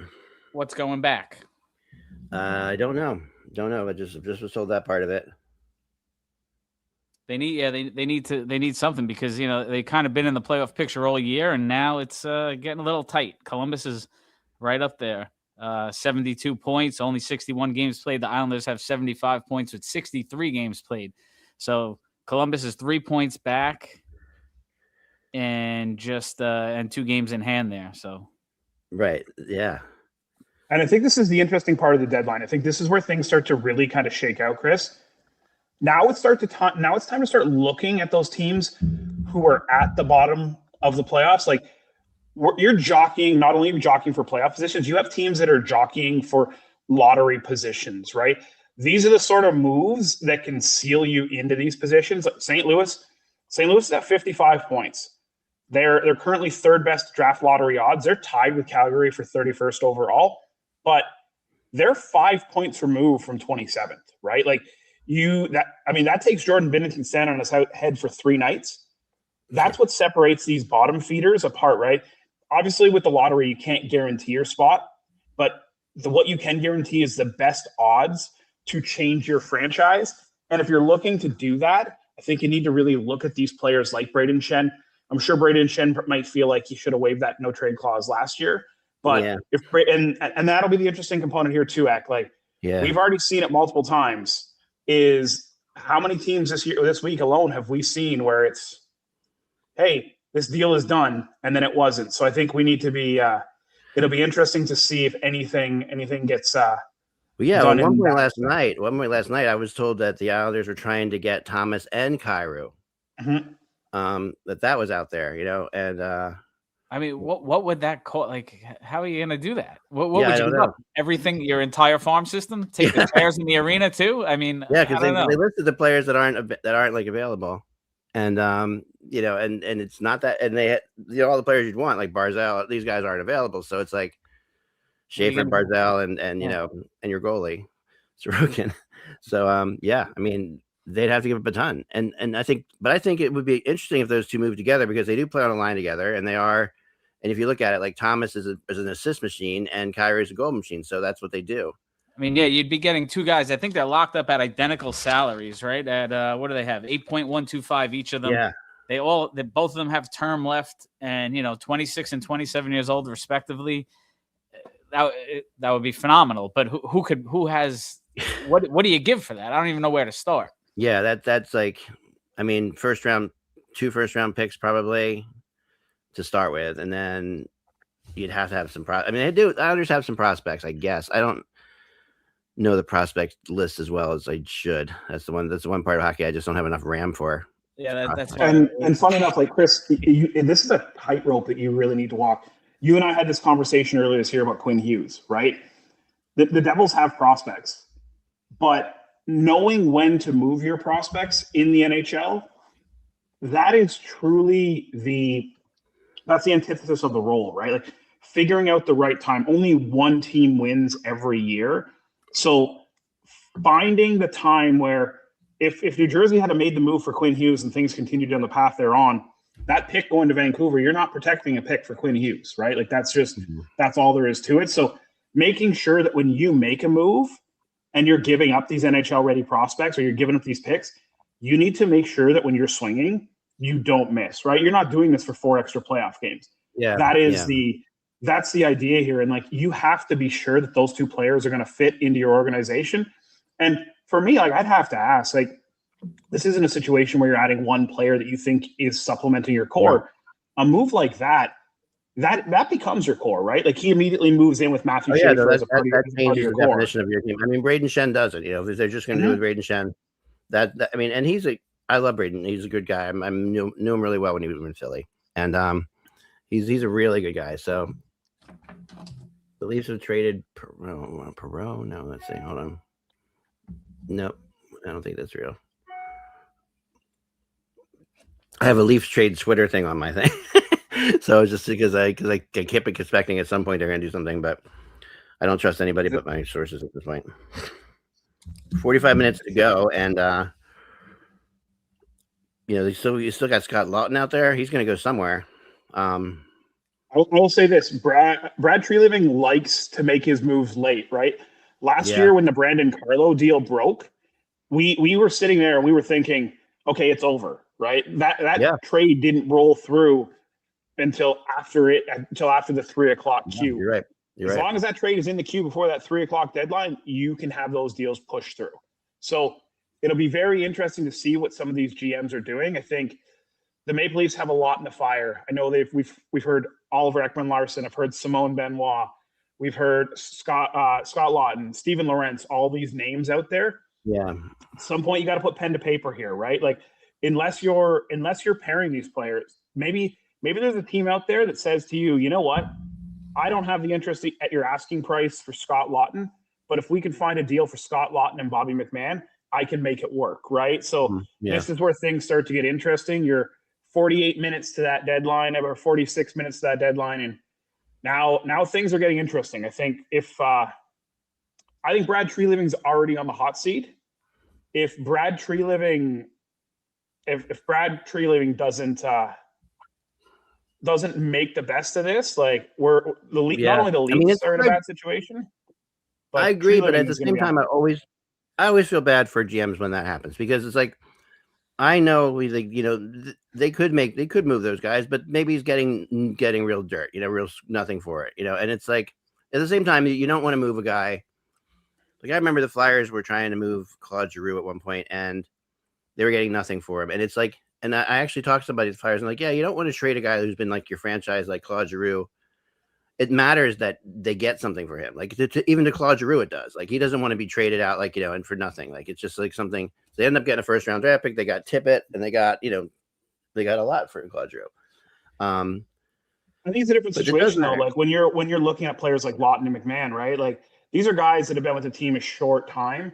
Like, and the Maple Leafs need assets. Like, they've paid assets for Ryan O'Reilly, Nick Foligno, Laughton, Carlo. Like, this is a team there's nothing in the system. But if Laughton is like, Laughton, I know is a guy who like makes locker rooms better. That's one of the things that Philly hated when lose him. I'm like we've talked about, Matthews and he are good friends. It's like, you can't really get another one of him, so why don't you just resign him? Like, there's another part of that too, that's just like, there's no point in going out and finding another Scott Laughton. I mean, reports out there this morning, Eck, where he was looking at 3 years, $5 million, and I think that's more than I'm willing to pay Scott Laughton at this point in his. And I mean, yeah, I think, and I will say this: if you're a team looking to re-sign these players, I think you have to make that call 24, 48 hours before the deadline. I don't think you should be going back and forth with other teams on trade deadline day saying, oh, we might trade him, we might sign him. The worst thing you can do is not trade him, and because you didn't trade him, overpay him because you're afraid of losing the asset for nothing at that point, right? I mean, that's like, it's like crapping your pants and going home and just changing your shirt, right? Like, at some point, like, you have to manage. Really nice analogy. I like it. Mm-hmm. You have to manage your expectations, and I think you have to know what you're going to do. And I think when you get this close to the deadline, at some point, you might not get exactly what you're looking for. But if I'm the Leafs, maybe I don't get a first round pick. Maybe I take a second round pick. You manage to secure a first round pick in the Nick Waugh deal. A couple second round picks. I think at this point, when you're looking at the cupboards in Toronto, I mean, Bear doesn't seem fair to describe Ben Danford and his rest. Boston is a good place for Laughton to go. I think that would make sense. I think Tampa Bay would be a huge place for Scott Laughton to go. I'd like to see him get a chance to win. I do, because he's definitely a good guy. I need you guys to discuss something for a second, because I got to make a call. Absolutely. And what's this? Hold on. Yes, Shen. It's done. Shen had to waive his no trade clause, and he did. So he did not. So did he have to wait? I know he's only got a 15 team at this point. So he had to waive it to accept the deal with the Islanders, and he did. There we go. Yeah. So I'm going to be off here for a second. Yeah, go ahead. Speaking of that, Jay, I want to get your thoughts on this. So the Parayko thing, right? Talking about waiving deals and no trade clauses. Parayko said no thank you to Buffalo. I mean, they're having an amazing season. Is it sustainable? We don't know. But still, in the end, like, who really wants to go play hockey and live in Buffalo long term? Like, are they going to be able to keep their guys? Are they ever going to be able, no matter how good they are they ever going to be able to attract free agents? I think you saw it last night in the price that they paid for Logan Stanley and Luke Shen, right? Like, the pick they gave up in that trade, or the prospect they gave up in that trade, I mean, that was a huge prospect. And I think that when you're a team like the Sabres, I think you may have no choice. Buffalo is a city. I don't think there's any problem with Buffalo as a city. It's a beautiful city if you've ever been there. That said, it doesn't appeal to players. So I think Buffalo has to do a really good job of getting players who are under contract. I know there was some talk about them for Brandon Carlo. I think the big story there, 2 trades leaked this week. There was the rumor of Robert Thomas being really close to going to Buffalo. And then you have Colton Parayko, who refuses to waive his no-trade clause. I mean, at the end of the day, Colton Parayko's got 4 more years left after this season. So, I mean, he's not making a decision for just right now. He's making a decision for the next 4 years. Like, where does Colton Parayko want to be? And, I mean, I think the real story here is when I think Buffalo and when I think St. Louis, when they do a deep dive of this trade deadline, we're going to see a similar situation to what happened with Kyle Dubas and Kyle Davidson, where there's bad blood between somebody because those two trades leaking out as far out as they did. I think there's going to be some people who look back at that and say to themselves, what went wrong? Because, I mean, we even saw with the Mackenzie Weegar deal. The Mackenzie Weegar deal leaked out before Mackenzie Weegar had approved that trade to Utah. I think you're going to see GMs who are starting to get a little bit more tight-lipped. You should never start trade talk until you talk to the player. Like, that's the reality of it. And it's like, you know, that because it's otherwise it's just mean. It just puts them in a bad spot, I think. And it's like dumb. I mean, I know, like, it's weird. Things happen. Like, one player got traded to a specific team this year because he has a special needs son, and the GM set him up with like the greatest hospital in the other city that he's went to, and that's why he picked that place to go. Like, things like there's all kinds of things that happen, and all kinds of reasons that people stay or don't go. You know? Do you remember? We saw it. Chris. We saw it this morning. The Chicago Blackhawks sent Nick Foligno to the Minnesota Wild so he could play with his brother. Something he hasn't done in his career, right? Like. Right. And I think we have to look back at St. Louis, and Chris, maybe you can help with fact check me here. Was it Torrey Krug? There was rumors, maybe 2 summers ago, that Torrey Krug had been asked to waive his no trade clause, and he said no, and he became public enemy number one in St. Louis. I think that there is a world where St. Louis needs to start checking their own inventory, because all this information continually getting out in that franchise, that's a problem. Yeah, I think teams need to revert back a little bit to like the old school Lou Lamoriello style, where if a trade was even speculated, Lou wouldn't do it, even if it was the best trade. If they said, we'll give you Connor McDavid for Siplikov, if that leaked, Lou Lamoriello would nix the deal. So I would get every Devils trade you never heard a peep about. I mean, granted, it was a different time, 20, 30 years ago with no cell phones, limited internet. But, like Lou Lamoriello, there was never a trade made that you knew was happening until it was actually there. I remember going to a game, I think it had to be like 96 or 97, and I'm watching the warm-ups with my uncle, and Phil Housley's on the Devils. And we're like, when the hell did they get Phil Housley? Like, he wasn't on the Devils last night. That's funny, because you're right about that time. You never would necessarily know. Like, it was not like it wasn't news, or if it happened late at night, you wouldn't know. I do want to share my favorite story that's like that, which I've shared before, but I don't think I've shared with you guys or in a while. So I was is when the Flyers traded Forsberg to Nashville, and I was at that game, and I was in touch with a really good source in Nashville, and I knew all day that was close and close and close, and I kept writing it's close, and that. So it happened to be Toronto was in town that night to play against the Flyers. It was a Saturday night, of course, so it's hockey night in Canada. And so bring on LeBron, Drager, all these people are there in Philly, and they're all like, saying that it's not going to happen. The trade's not going to happen because Forsberg goes out and takes warm-ups. He goes out and skates in warm-ups and stuff like that. And it's like, oh, it's not going to happen. And I'm writing, it's still going to happen. And I said because I'm talking to the source about this, and he's saying to me, he's out for warm-ups. Really, he shouldn't be. Da, da, da, da, da. And I'm like, well, he's out there, so I don't know what's going on. And then, there's just a silence. All the players skate off. The warm-ups are done. He took the whole warm-up, and I got people, all the the Dragers and LeBrons and all that behind me, and they're all like, saying, oh, you don't know what you're talking about. He's not getting traded. He's playing. Da, da, da, da, da. And then they announced the scratches, and they announced that he's scratched. And it's just like it was one of my favorite moments, because like I just turned to all these guys. I'm like, hey, that was one. And at that point, I was just like, these kind of things happen. They're weird. And, just while we were talking here, I got a text that Mario Ferraro, who wasn't at practice for the Sharks today and was maybe rumored to be moving, came to practice midway through. so who knows? Like, maybe they worked out. He wants to stay there in San Jose. Maybe they worked out an extension. Yeah, I don't know. It's okay. So it's hold on.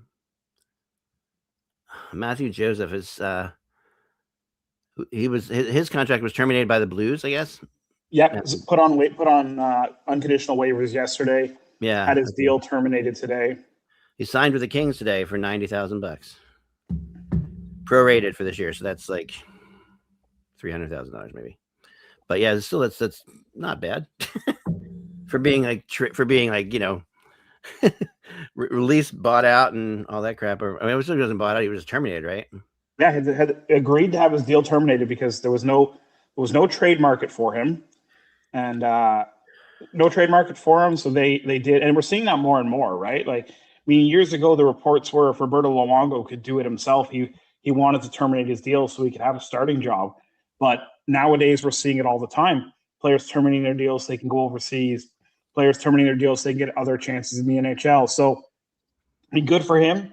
This might be that final chance. I know he didn't fit in Pittsburgh, didn't fit in St. Louis. He doesn't fit if he doesn't fit in Los Angeles. He might be KHL bound next year.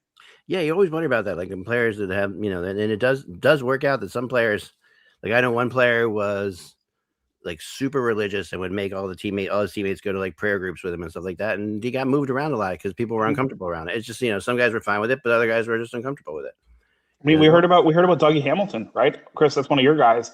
All those years, Dougie Hamilton, he wanted to spend his time in museums, and people didn't love it, so they chose Dougie Hamilton's been on multiple teams, so it's a really interesting one there. And I think I'm wondering if that's one of the names we could see move in the last 30 some minutes here is Dougie Hamilton. New Jersey needs that cap space, so it'll be interesting to see.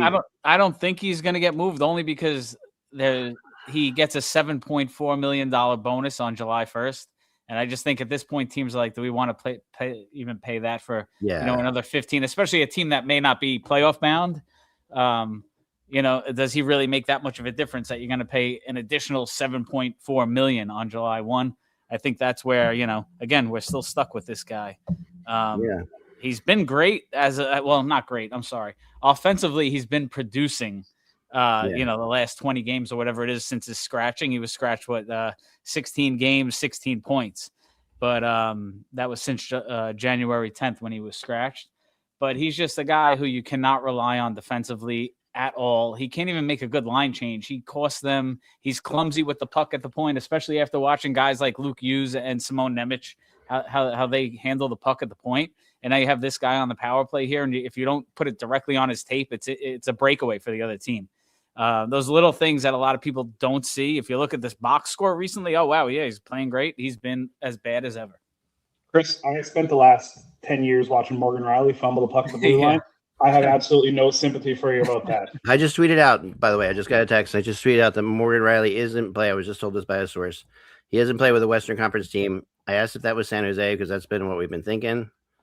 And they wouldn't tell me what team it was. So very interesting. I think that was the one of the first to report that was that I'd heard from a source that both Joe Thornton and Patrick Marleau were pushing that route, that Mo had a potential chance to be a San Jose Shark. So we're getting close to that deadline. One of the other things that I've surmised is the Oilers need to change. Would they consider swapping a Darnell Nurse for Morgan Rielly? I was just about to tell you that the Oilers have been the first team that's announced that they're done for the day. Are they done? The Islanders, you said? The Oilers. The Oilers. So, what's that? Oh, that's one of my good sources. Oh, wow. This is the return for Braden Shen. A first, a third, and a prospect. That's a lot. Yeah. Now I have to Google his contract and what's left and how he's been doing, because on the surface, maybe I'm missing something, He's the captain of this team, but, at the same time, it's just like, and I like him a lot, but he's slowed down for sure. I'll save you the Google. He's got 2 years left. Mm-hmm. That's $6.5 million. So that's pretty good. So this year he's got 12 goals and 16 assists in 61 games. That's a lot to give up. And it's very interesting. There was reports, and I took them at face value a few days ago, that this was a buyer's market. Teams weren't going to be moving players because it was a buyer's market and the costs were low. And then all of a sudden you see this a first, a third, and a prospect for Braden Shen, who even year over year, Shen had 18 goals and 32 assists last year. He had 50 points. This year he's trending below 40 points for the season. So maybe the move to the Islanders will reignite that, but I think the role they're looking for him to play could have been played by Scott Laughton for a little bit of a lower cost even. Yeah. I mean, I thought he made sense with the Islanders. Laughton did. We have a lot of guys left here still, so we're half hour out. With Shen, like back to Shen real quick, a guy who's 34 years old, I like to check on it, how's his skating still, right? has he? I haven't really been watching much St. Louis Blues, but like, does he still have like the speed to hang, or is he like hanging on by a thread here? 34 years old. He doesn't have. He still has the speed. I've watched him a little bit. He doesn't necessarily have like the acceleration. I think the acceleration is the thing that goes like. But he can play with fast players, and he has played with fast players. Yeah, I mean he's a smart and a big guy. And a leader for sure. Yep. I don't hate it, but I mean they seems like they give up a lot. Yeah, there's other guys out there. I think like a Blake Coleman. I know he's not a center, but like a Blake Coleman, he's got 1 year left at 4.9. Could he do the same thing? Yeah, you wonder. I wonder that. That's a really good point. Like I think, Blake Coleman, I really would expect it to be gone by now. I feel like they're getting calls on him. I feel like Tampa always wants to bring their guys back, right? That's like the thing they do. They did it earlier today, no? Yeah, with Corey Perry. Yeah, I mean, I think that you're looking at the teams that really haven't done anything yet that everybody thinks they're going to do something are like Montreal, Boston, Detroit. This guy, he's stuck, right? I think you're going to see. I think you're going to hear it in the next little bit. Oliver Ekman-Larsson. I know previously when he was when he left Vancouver before the buyout. One of the places he was willing to go was Boston. It's the place he felt connected to. Mm-hmm. I know Detroit, it's in on Ekman-Larsson, but I feel like Boston's one of those places where things could get interesting. And I think that they're a team that they could be looking at that as a potential fit for them. Yeah. Yeah, no, that would make sense. And I think that, Boston they don't accept rebuilds either. They'll go for it. I mean, they kind of rebuild on the fly, and they've got some good young players. I heard Parayko could end up there too. I heard that as well. It did sound like Parayko was going to go someplace else. It sounded like he chose to. He made the decision to not waive anywhere. Was my understanding of the most recent reports that was the most recent. That he has a full no trade clause through 27-28, and for the time being, he's choosing to stay in St. Louis. There were reports that he would consider going west, but I don't believe we're going to see him. I mean, he's got a young family there too, right? That might be an off-season move. A guy who's, if you're willing to lift that clause, it's going to be during a time where it's less disruptive to your family. Yeah, that's true, and also convenient right now because apparently, according to this person, the Islanders and the Blues are right now staying at the same hotel in San Jose. So he's just got to take his stuff and go with the other team. Pretty good. And that happens a lot. Like the Flyers they would normally travel because they have, I think, Pittsburgh tomorrow, and they're not traveling until 4:00 today. That's a normal. The teams are afraid of who they're, they don't want to travel and then have to send a guy back or whatever. Wow, this is so we're only 20 minutes away, right? 26. Yeah, we are 27 minutes out. Yep. And it is quiet. I mean, it's really like I've texted everybody I can text. Let's speculate. Let's talk about what does Vancouver do with Elias Pettersson? What do they eventually do with Elias Pettersson? I don't know. What is wrong with Elias Pettersson? Can we figure that out first? There's a guy who was I loved Elias. When he first came in, first couple of years in the league, I'm like, this guy is smooth. He's got incredible instincts. And I don't blame him for signing him to the big contract. I didn't at the time. I'm like, that makes sense to me. Yeah. What did he have? 110 points or something? Yeah. Right? Yeah. I mean, he had the Gretzky-esque type thing where he was always he's got that little hunch skate, and it was really impressive. And I'm like, this is cool. And I think that's one of those situations like we talked about with Kadri earlier, right? Yeah. If you're going to move Elias Pettersson, you're going to have to make a couple choices. Are you going to A, maximize your return and eat a bit of that contract, or B, and this is where the reports are out of Vancouver right now, and that ownership group leaves a little bit to desired for Canucks fans. Lived in Western Canada for a little bit while. I know how passionate Canucks fans are. They don't want to eat any money on that contract. So the question becomes, if you're not eating money on that contract, what does your return look like, right? $11 million, even with the salary cap going up, $11 million is a substantial amount of money, right? So if you're choosing, and I've surmised this a couple times, what if your return is Morgan Rielly and a prospect for Elias Pettersson? If you're not looking to bring a ton of money out, you're bringing a guy home to Vancouver like Rielly. You're replacing Quinn Hughes' production on the back end in a much more dollar store version with Morgan Rielly. I think you really have to consider, you have to balance it. Like, I mean, one of my problems with Morgan Rielly is the longer Morgan Rielly plays at a substandard level, the less he's worth, right? Like if Elias Pettersson plays at this same level for another season, then that's the thing. Like he's got you're to not play talking better about than trade. Like you're talking about buyout, right? You're not talking about a trade. You're looking at how That's a else hell do of- we get out of this deal? And I'm not That's a sure. I don't know how hellish it's buyout, man. I'm That's a not sure it was hellish buyout. contract structured. Like it might be buyout proof. Like We might not be depending on- alive when that buyout ends. You know, like that's how long it's gonna take that buyout to happen. Like he's 11.6 Oh my gosh. with $5 million signing bonus Yeah. in 27-28 all the way to 2032. So that deal, you may as well consider that deal buyout proof because you're not getting out of those signing bonuses, right? So at some point, you're going to have to cut those losses. Unless who in the right mind is going to terminate and agree to a terminate $11 million contract? Like he's not going to terminate. You just got to listen. It's cancer in the locker room, essentially, right? Would you pay that to get rid of this? This is dragging them down now. This is what the third year in a row. This guy's got a black cloud over his head, and he brings it into that locker room each and every day, and they're just getting worse and worse and worse. And to think that people in Vancouver thought that they were going to keep Quinn and get Jack and Luke too. I mean. Like you really, they've got to be so desperate and delusional at this point after watching what happened from 3 years ago that the team was actually competitive. You got to cut these guys. And ownership, I mean, you see the value of the franchises, the way they've gone up in the past decade and a half.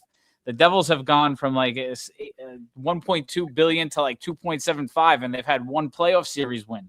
I mean, winning doesn't do anything.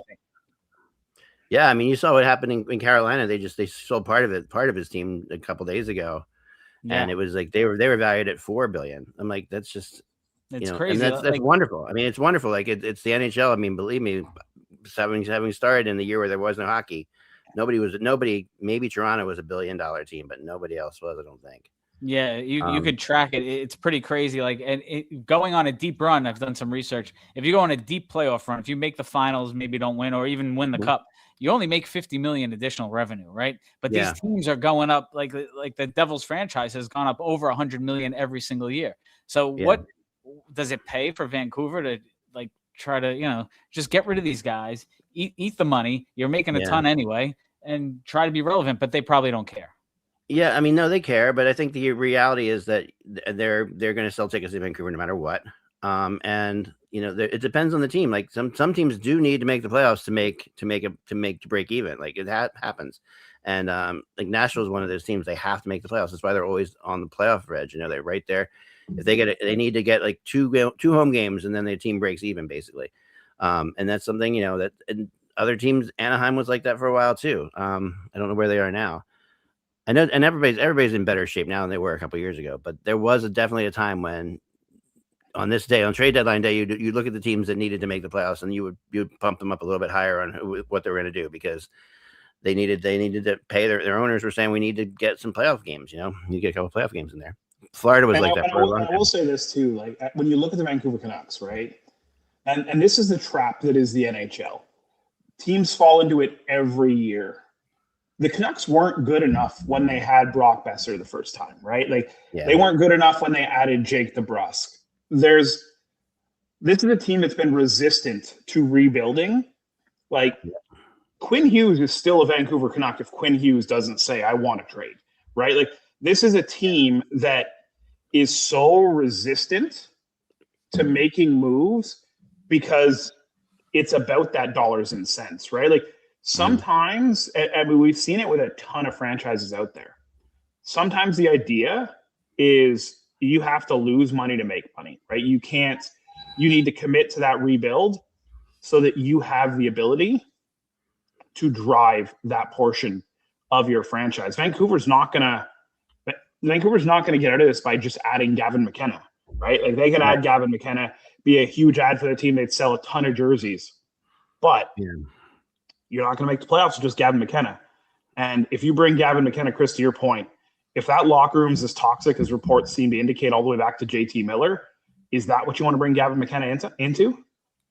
It's a disaster situation there. I mean, obviously I'm not inside, so I don't know who's the if there's any other guys, but clearly the guy that's making $12 million and gives a half-ass effort every night is probably one of, you also listen, JT Miller probably was also wrong in his own right, but you got to get rid of both of them. You don't want guys who are separating a room, whether they're right or wrong. They both had very different, and they both had their own little posses from what I was told. And it was that's just bad when that happens. And it does happen. It does happen more than you think though in rooms. Like it doesn't always happen so dramatically because they were losing too.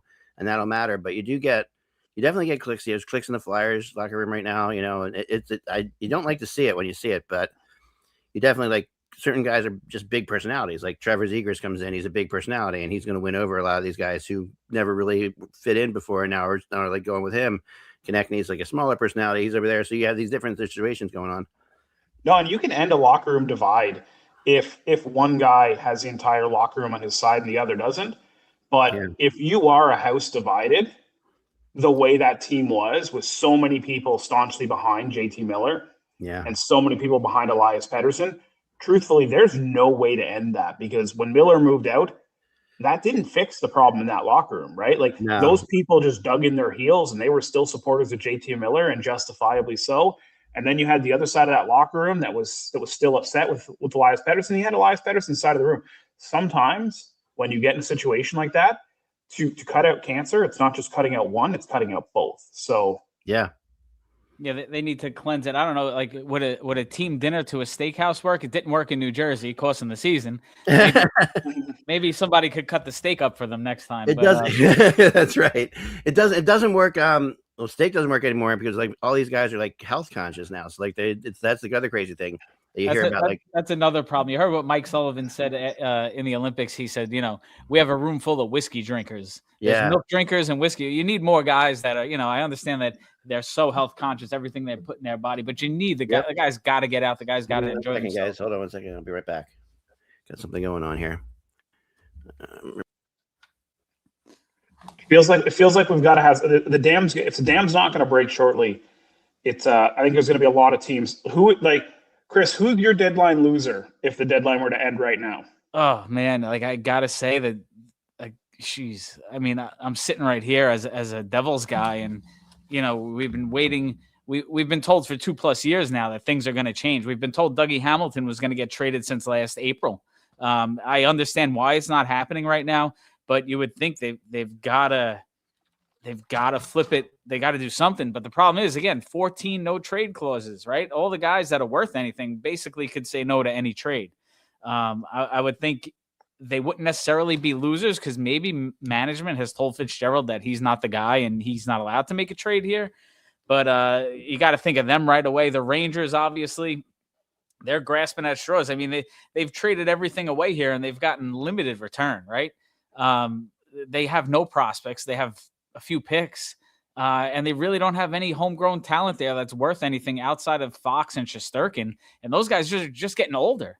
There's never really a bad time to trade a 30-year-old goalie that's going to get top dollar. And they would never do it, but I think it would be a good thing for the Rangers to explore moving both Fox and Shesterkin, because if they're in rebuild, like the letter said, you got to actually rebuild, and you can't rebuild without any materials. And I think that the Rangers are definitely a good one. I think if you don't move Vincent Trocheck, if you don't move Vincent Trocheck after sitting him last night, that's a loss. I think right now, Brad Treliving, he got a first-round pick for Nick Waugh, and I think that's a great return. But if 3:00 strikes and you still have Scott Laughton and Bobby McMahon under contract, I think you're in a very tough spot, right? I think that there's no case for Brad Treliving to keep his job beyond 3 p.m. today if that team doesn't do something, right? And I know there's still some goalies out there on the market, some teams out there that are looking to get better. I think the Carolina Hurricanes haven't had a very good day, right? All those teams at the top of the Eastern Conference are getting better. Carolina Hurricanes haven't done a ton so far. I'd have them in my losers. I think that there's a lot. I think there's a lot. I want to say there's a lot coming down, but even the Florida Panthers, I know the Florida Panthers look at this year as an injury-riddled year, but if you're not bringing Bobrovsky back, I don't know how you go past the 3 p.m. deadline without moving him. No, if they move him, they'll move him at the very end. Yeah, I mean, is his value ever going to get higher? No, he's getting older, right? He's got the cup pedigree. That's a guy like it's almost a no-brainer not to send him out. But for whatever reason, we sit here and being loyal to a guy is one thing for what he's done and what he's done to the organization. But like you got a chance there to do like they could do it like that little retool on the fly that you could see they need, man. These guys, they're worn out. They played like over 280 games in the last 3 seasons, right? So you're going to need some fresh guys in there. You got to get someone from San Jose who's been golfing every April. And moving out Bobrovsky, who has a ton of mileage on him and not a small salary, it wouldn't hurt. Yeah, I agree. So there have been talks today that there have been a couple big things have been working on, and that's what I was saying. Let me organize my thoughts. Sorry, I was talking to 3 different people. Before I was saying that I thought the reason that a lot of these guys, the rumor chart, weren't going was because they were waiting on these other big players to go. And I don't know if that's still the case or not, but like a guy like Evander Kane could be back. That call said he could be heading back to Edmonton. I know we said Edmonton. I like his style of play, but when you talk about another potentially cancerous guy, right?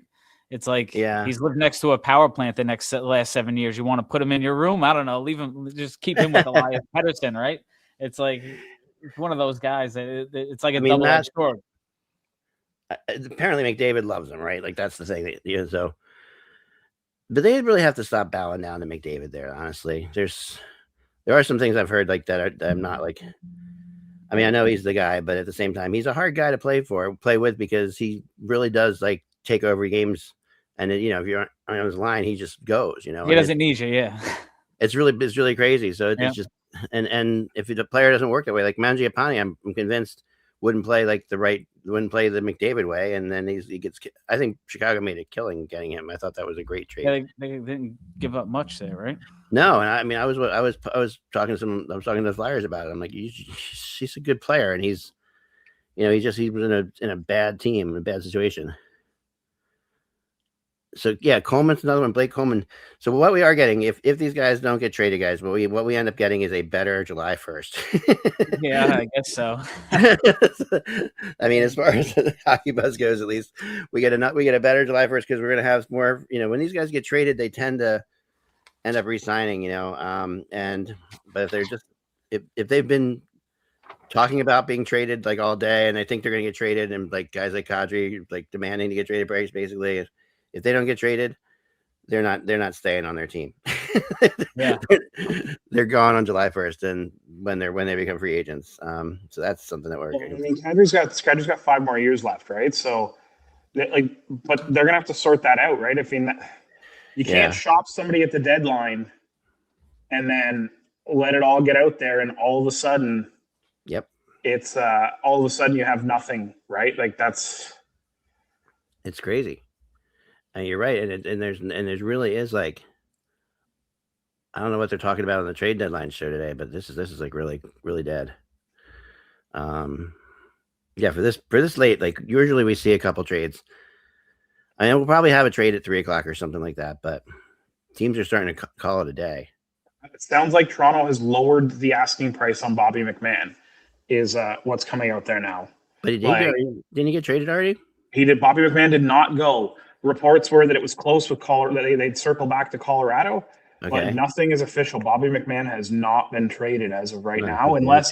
And again, like there are teams that like to do their business where they like to get everything sorted out, get everything put in the queue, and then push it all across the last minute. Yeah. I still think we see Scott Laughton move.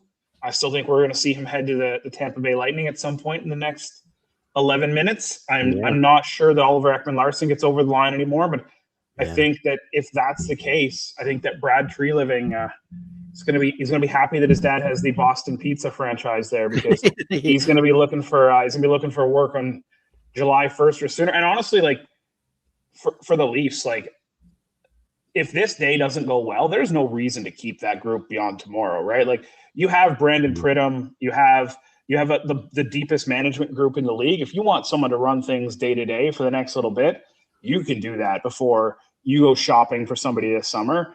Like as of right now, and while you were off, Chris and I were talking about, like, today's been a colossal failure for Brad Treliving, right? There is no world where Brad Treliving deserves an opportunity to run things beyond today if the Maple Leafs end this deadline with the only move being Nick Waugh. Yeah, it's great you got a first-round pick next year, but, I mean, it's like swimming in a fountain at the mall when it comes to the Leafs prospect pool. It is shallow as can be.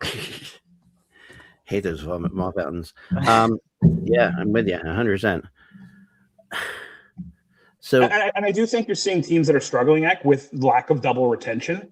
Teams that can't get stuff under the wire. True. That definitely is playing into it. I know that for a fact because I talked to some people about that.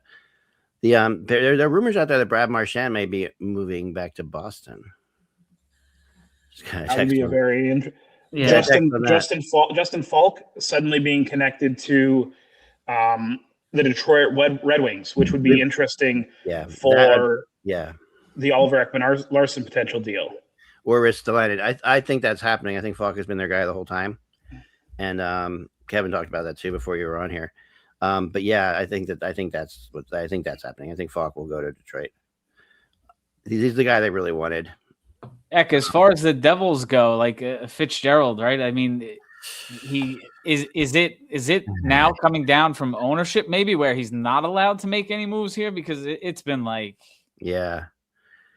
that's a good question if it's coming down for ownership. I don't know what to make of their ownership, honestly. I don't think they care, and I think they're pretty hands-off, and I think they like him and would let him stay. We wear the sweater. They don't care. It's an investment. They own the Redskins, or the Commanders, if you will. They own the 76ers. I know. No one cares about the owners. Don't care about the 76ers either. Yeah, exactly. They just want to make a couple bucks. Yeah. I do think that if Fitzgerald gets fired there, he immediately takes over Nashville.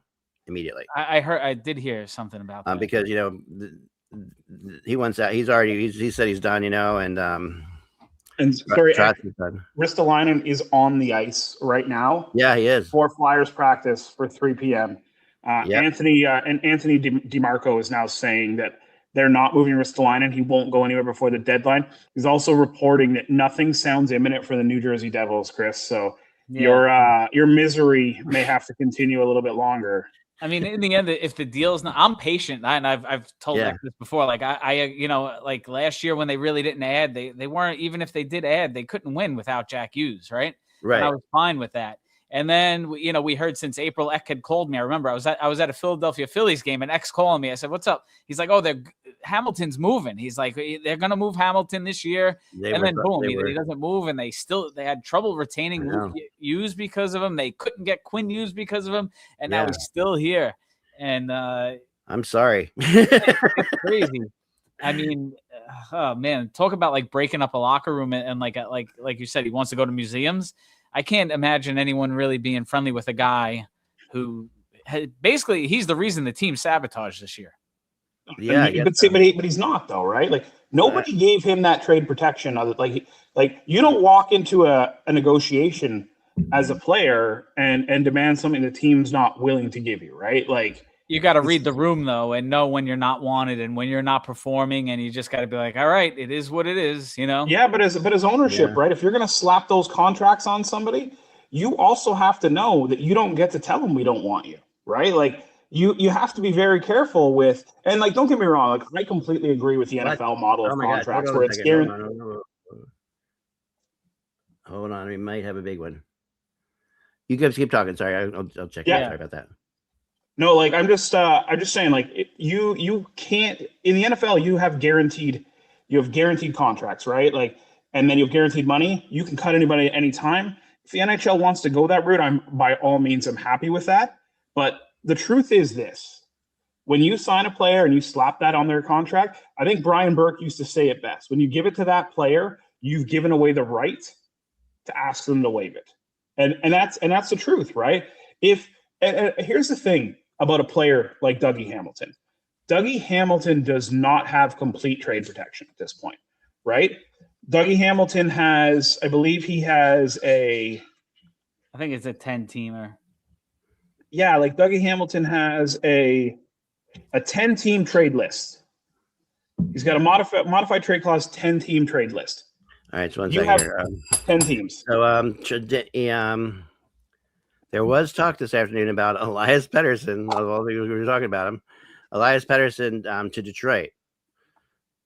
I don't know if it's going to get done in time or if it's even possible, but they have had discussions about it, and it apparently was one of the things that was holding up a lot of things. And in Vancouver, also, Vander Kane is scratched for tonight, even though he hasn't been technically traded. So that's kind of a weird situation too. I'm guessing he's going to go somewhere. That means, but all right. And we're hearing reports Philadelphia Flyers done for the day. Yeah. Yep. The offers for Risto were non-existent. Really, that's what I was told. A couple times during this, talking to different people down there, and they just said, yeah, it's just not.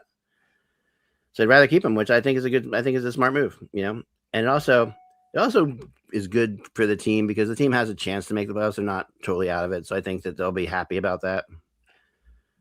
Bobby Brink's a good player, but he's not irreplaceable. They have plenty of guys in the farm that can come up and do it. They have too many Bobby Brinks, basically. That's one of the reasons they traded him. But yeah, so there's the rumor.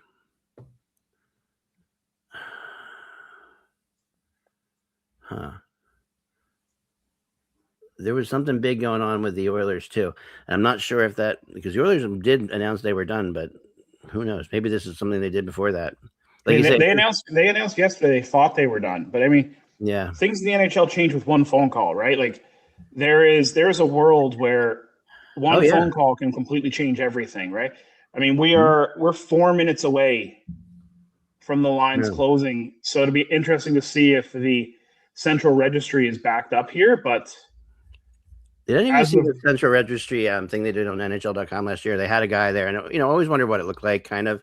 Because you get my impression of it is like, all these people with phones and high tech stuff and all that. It's like this and it's really a guy like sitting at a desk, in a room with nothing on the walls and just shirt unbuttoned, and he's on a phone, like a rotary phone, it looks like, and he's got a fax machine in front of him, and he's like saying, okay, so you traded so and so, does the cap work out?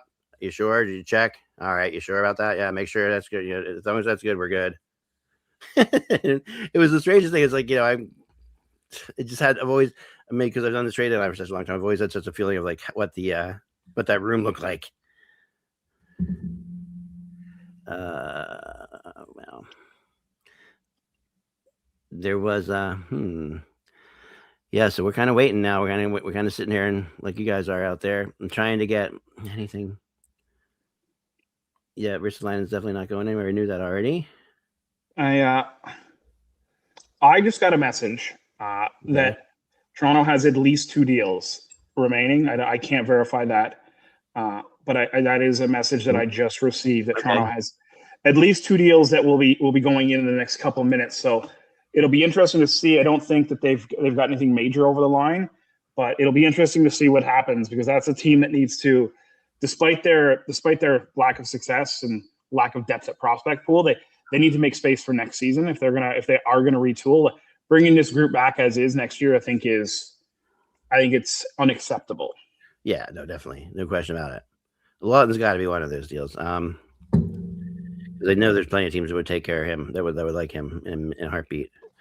The Rangers might be up to something. I'm not super surprised by that. Maybe this is Trocheck, but like I said, I mean, he's good. He's good value. He's not expensive. He was what you saw him playing for USA is really what he does. Like that's what he does best. Like when he kills penalties and stuff like that, and is defenseman. But I still would have had Cole Caulfield play for USA over him. That's my Braden Schneider is another name. Braden Schneider is another name out of New York that has been gaining a lot of traction. So it'd be interesting to see if anybody makes that move for a defender. I think we haven't seen Carolina do much today. The Nick Delorier trade doesn't move the needle. Honestly, it probably moves the needle in the wrong direction, if you ask me. I know Carolina is a team that loves Matthew Nyes, and I know the Leafs were taking inquiries on Nyes. I think that's a difficult deal to do if you're Toronto. You've got him locked up. I think he's taken a step back this year due to a knee injury. but that's not a guy that you give up easily. Stud, you're not gonna. He's still a stud. You're not gonna. I'll take him. I mean, that's one guy on like the wish list. Like he's like a guy I would trade Nemec or Jesper Bratt for. You know? Yeah, he's a unicorn, right? He's that type of guy out there that he's like. Mm-hmm. But the problem is like making that trade is not an easy thing for Toronto. I know Toronto's been listening on anybody not named Matthews, Nylander, and Tavares, according to some of the sources out there.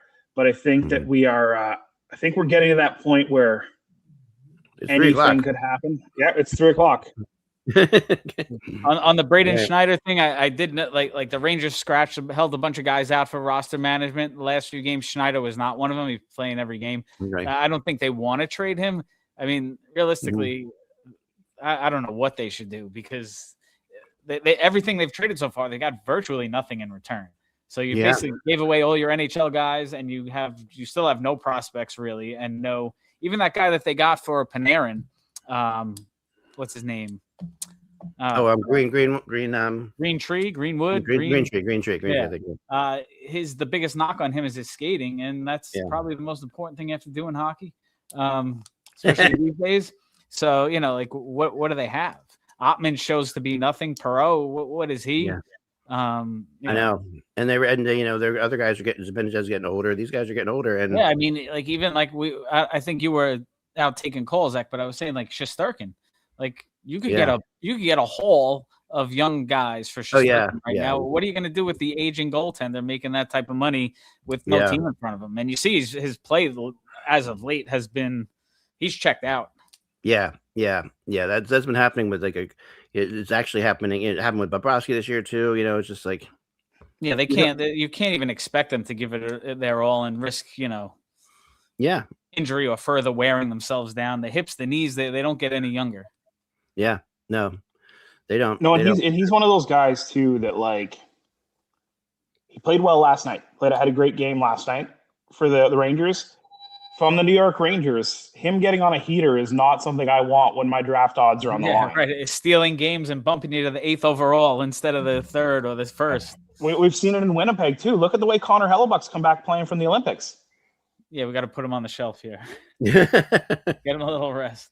Right. I mean, there was definitely it was funny. People were talking about this. I talked to a player about this the other night. I talked to Sandheim about it because it's like the guys that came back from the Olympics, they played a lot of hockey. It was really intense. And they got jet lagged big time. When you come back this way, you get more jet lag than when you go there.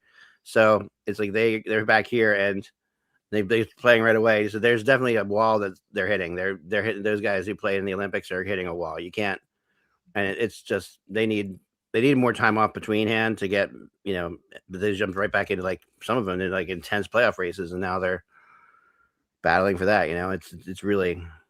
Yeah, it's tough. It's like another one of those. It's a double-edged sword for the teams and the players, right? You want to go out there, you want to give it your all, you ramp it up. But I think in the long term, especially for the younger guys, obviously you see what happened with Jack Hughes, right? He's come back and he's flying and he's more confident and he's his life's changed forever because of that one goal. If he didn't score that goal, it still would have paid dividends, but nowhere near, what that could transpire into.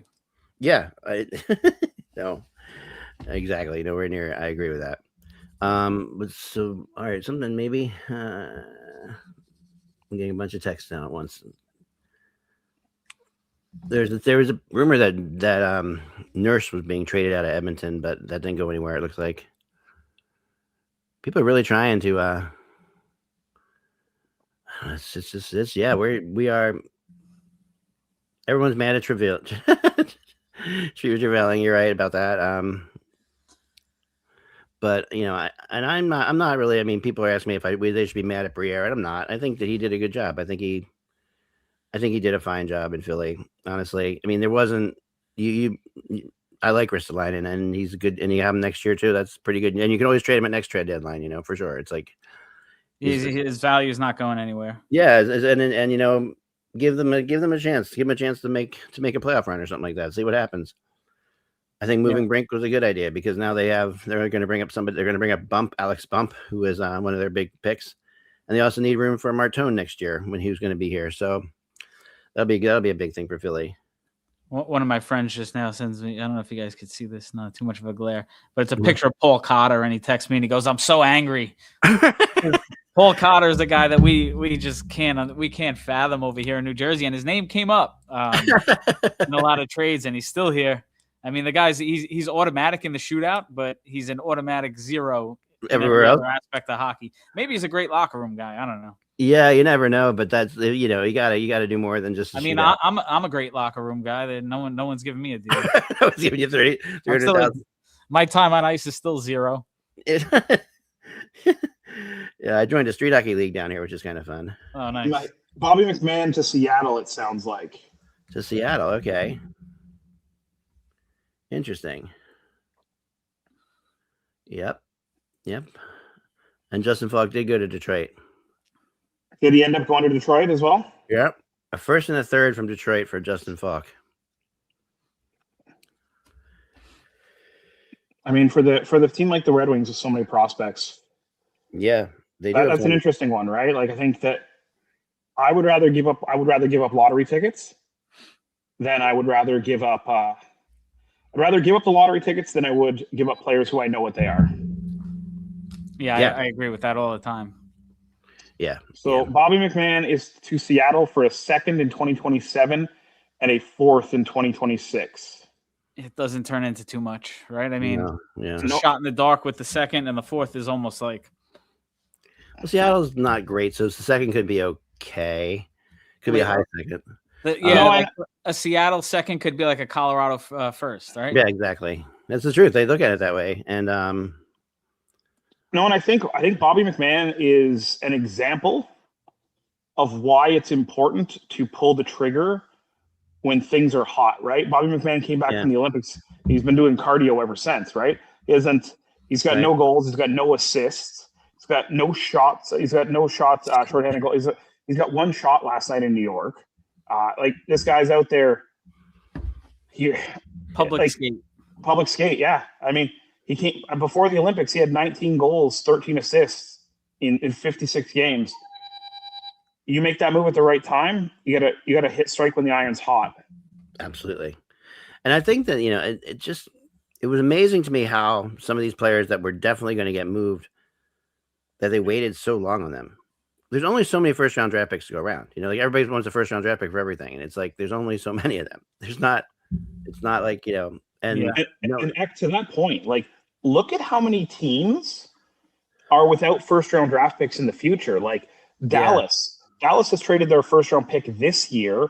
Ryan, 2 years ago. Another trade. Sorry. Ryan Strome has been traded to Calgary from Anaheim. Okay. I guess that's just, I don't know. That's an interesting one. Justin Hall is going to St. Louis. Well, Justin Hall is back in the NHL, I guess. Yeah. I mean, he's a Leaf, right? He was a Leaf. Right. He went to Detroit a few years ago. That's right. But he's been toiling away in Grand Rapids. I wonder if he's part of the Falk deal. He might be. It could just be a cap. Yeah. Oh, man. Do we ever see GMs get fired the day after the deadline? Or no? Because realistically, like, if the Devils are, really holding back Fitzgerald, or maybe they said, "Listen, get it done today," or like why you don't need to keep him for the next 20 games. But if that's the case, you would never want that, because the idea is then the guy's going to make trades that are only short term. Why would you? Yeah, right. So did he have the handcuffs on, or were they trying to get him to? Did they say get these guys, and if you can't get any of them, I don't know. This is crazy. Yeah, I don't know either. Like the Cody Glass thing, he signed for another year, but you could move him if you could get. They kept saying a first round pick, and if you look at what some of these guys got, who are like third line centers that could score 15 goals, 40 points, 35 points. They would get a first, Oh, yeah. Yeah. And he's still a Devil. Still a Devil. And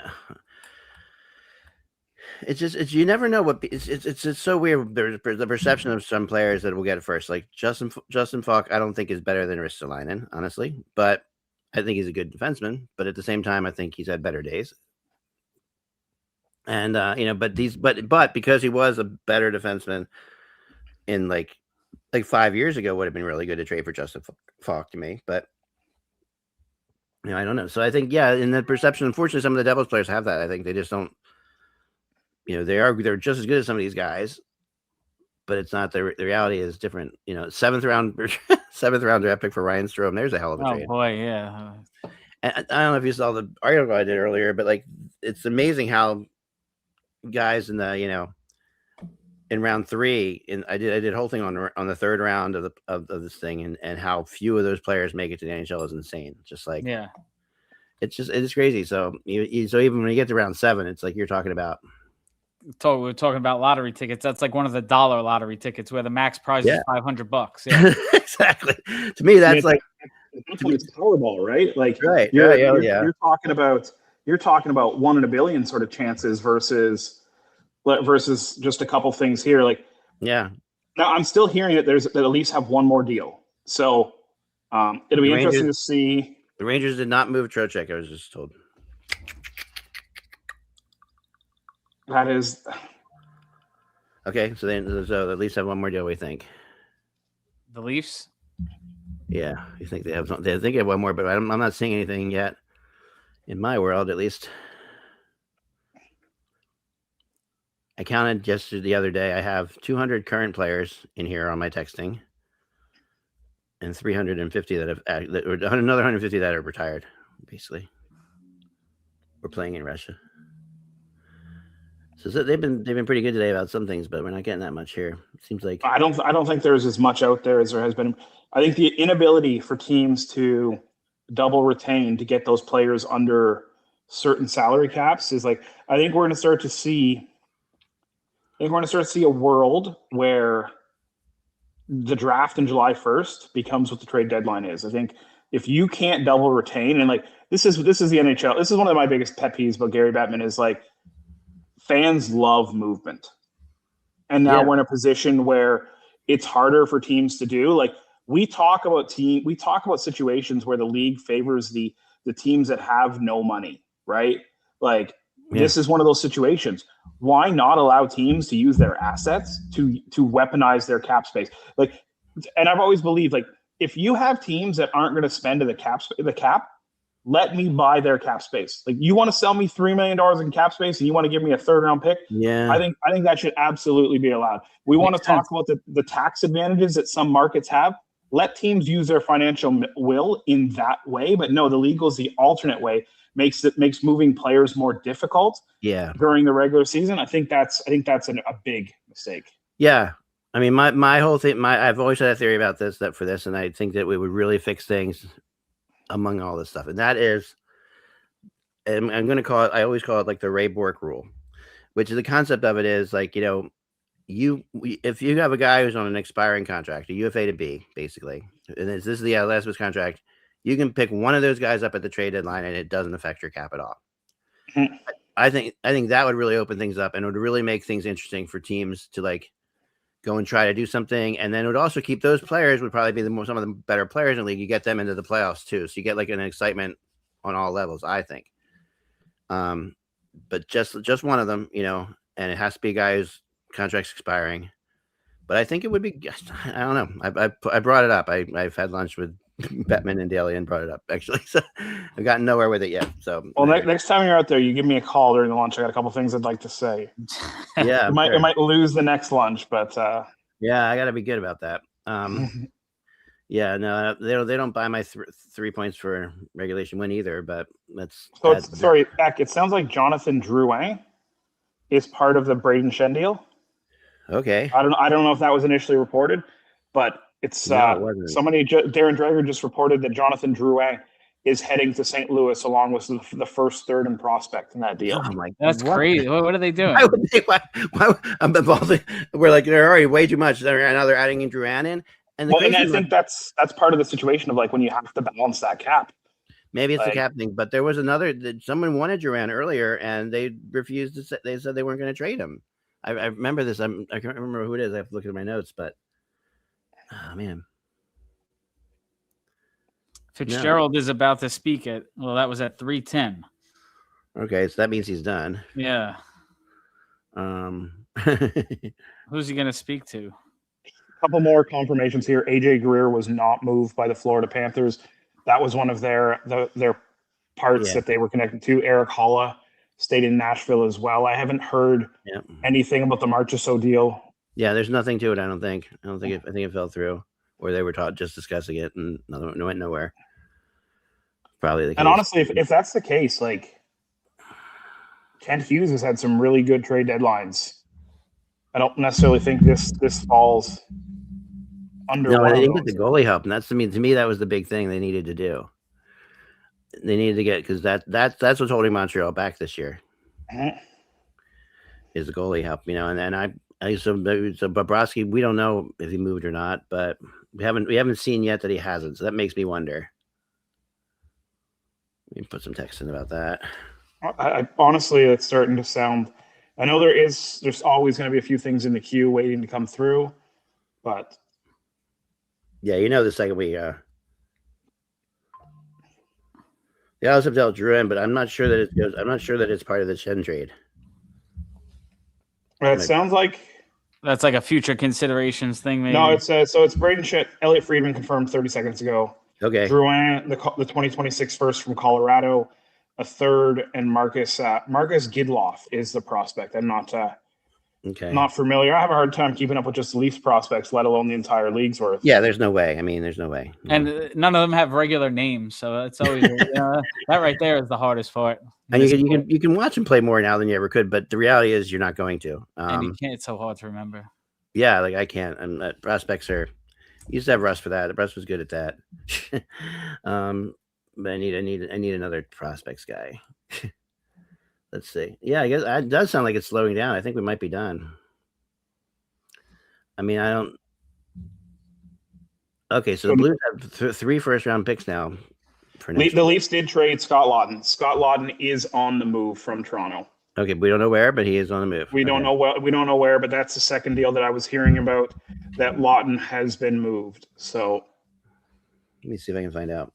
I can text person there. Yeah.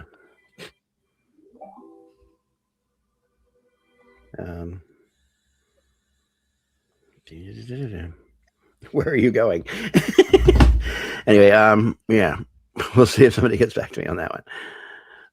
Yeah, I figured he had to be moved. Yeah, I didn't see a world where he wasn't. Let's guess. It's not there might be another little one in there. I still think it's Tampa Bay. I think Tampa Bay could use a player like Scott Laughton. Tampa or Boston. How about those are my two? It could also be the Carolina Hurricanes. They were looking for bottom 6 help. Yep. That's true. Chris, where are you thinking? Where's Scott Laughton headed? Dunkin' Donuts on Highland. Dunkin' Donuts? Why we're in Canada, so we'd probably be heading to Tim Hortons. I'm trying to put something up that he's heading to the Short Hills Mall. Is where he's going to be. That would be nice, actually. My favorite mall. Yeah, I don't know. Any one of those playoff teams that need a big body, right? Yeah.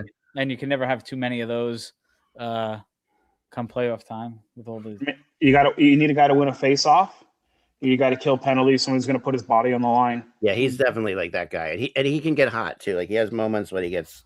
Again, another guy who I feel is stunted by Craig Berube's deployment. Right, he's a guy out there where I feel like he struggles now, Mark. And fun fact, when Craig Berube was the coach of the Philadelphia Flyers, Zach, back in your day, in what was supposed to be Scott Laughton's debut, he was actually healthy scratched by Craig Berube for Jay Rosehill.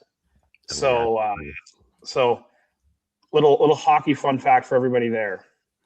Wow, yeah. Berube was really nice because he would come into the media room and just tell us everything he was thinking. Like it was really weird. He was the only coach that ever did that. It was just like he would come in, he would say, "None of this is on the record, but I think this guy is really terrible. This guy's da." He would just tell us what was going on. So, and honestly, I think that there's a lot to. It's my latest creation I made. So, Berube's not a player's coach. I think that is a. Yeah, I think that's true. I think you're right about that. Scott Laughton's headed to the Los Angeles Kings. Is an early report. Wow.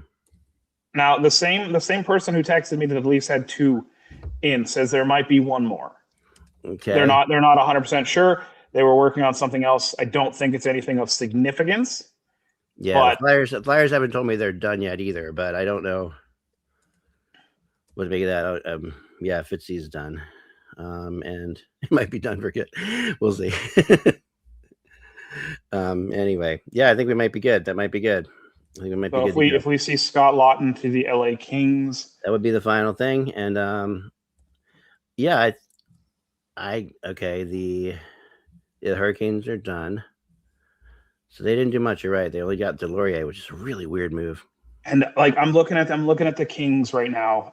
Like they're desperate. They've got 3 second-round picks this year. Yeah. I'm not sure they're willing to move that first for Scott Laughton, but I would not be surprised to see the Leafs pick up multiple picks. The Leafs don't have a pick this year until the 4th round. Getting into this year's draft, I think, is important for them.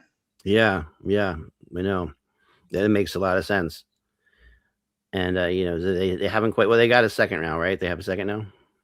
They don't have a second now. If this LA trade goes through, that's probably what you're looking at. Maybe 2 seconds as a potential return here. For McMahon, what did they get for McMahon? They get a second. They got a second in 2027. So they got a second next year. Right. To go along with Colorado's first next year. Right. Yeah, I mean the Flyers fans are thrilled about Delorier being traded. It's weird. I mean, and I'll say this: the Flyers have done a great job doing right by some of their players. Like Risto played his 800th game last night, right? Like they weren't going to scratch him regardless of the offers that were being put out there. Yeah. Like they wanted him to play that game. They did the same thing with Giroux playing his 1000s game like the day before he got traded to Florida. Mm-hmm. Yeah, and it's that's definitely something that's really good. Yep,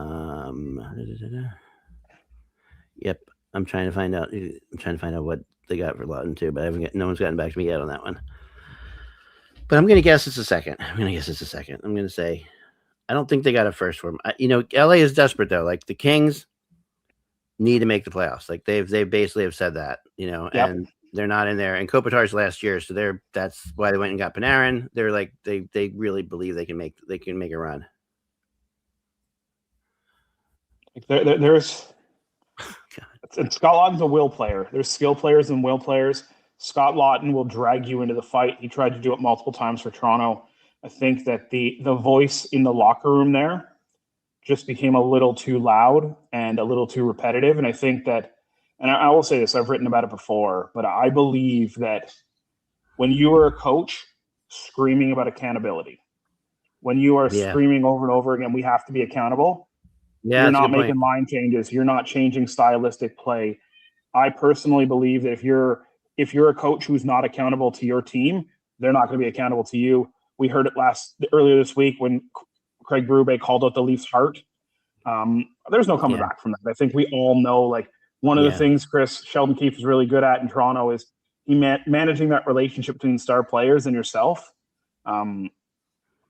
Very interesting to see what happens there, because I think that there might be irreparable harm done to that group. And you reported on it. I've heard similar things. Yeah. Austin Matthews, who knows what he wants to do.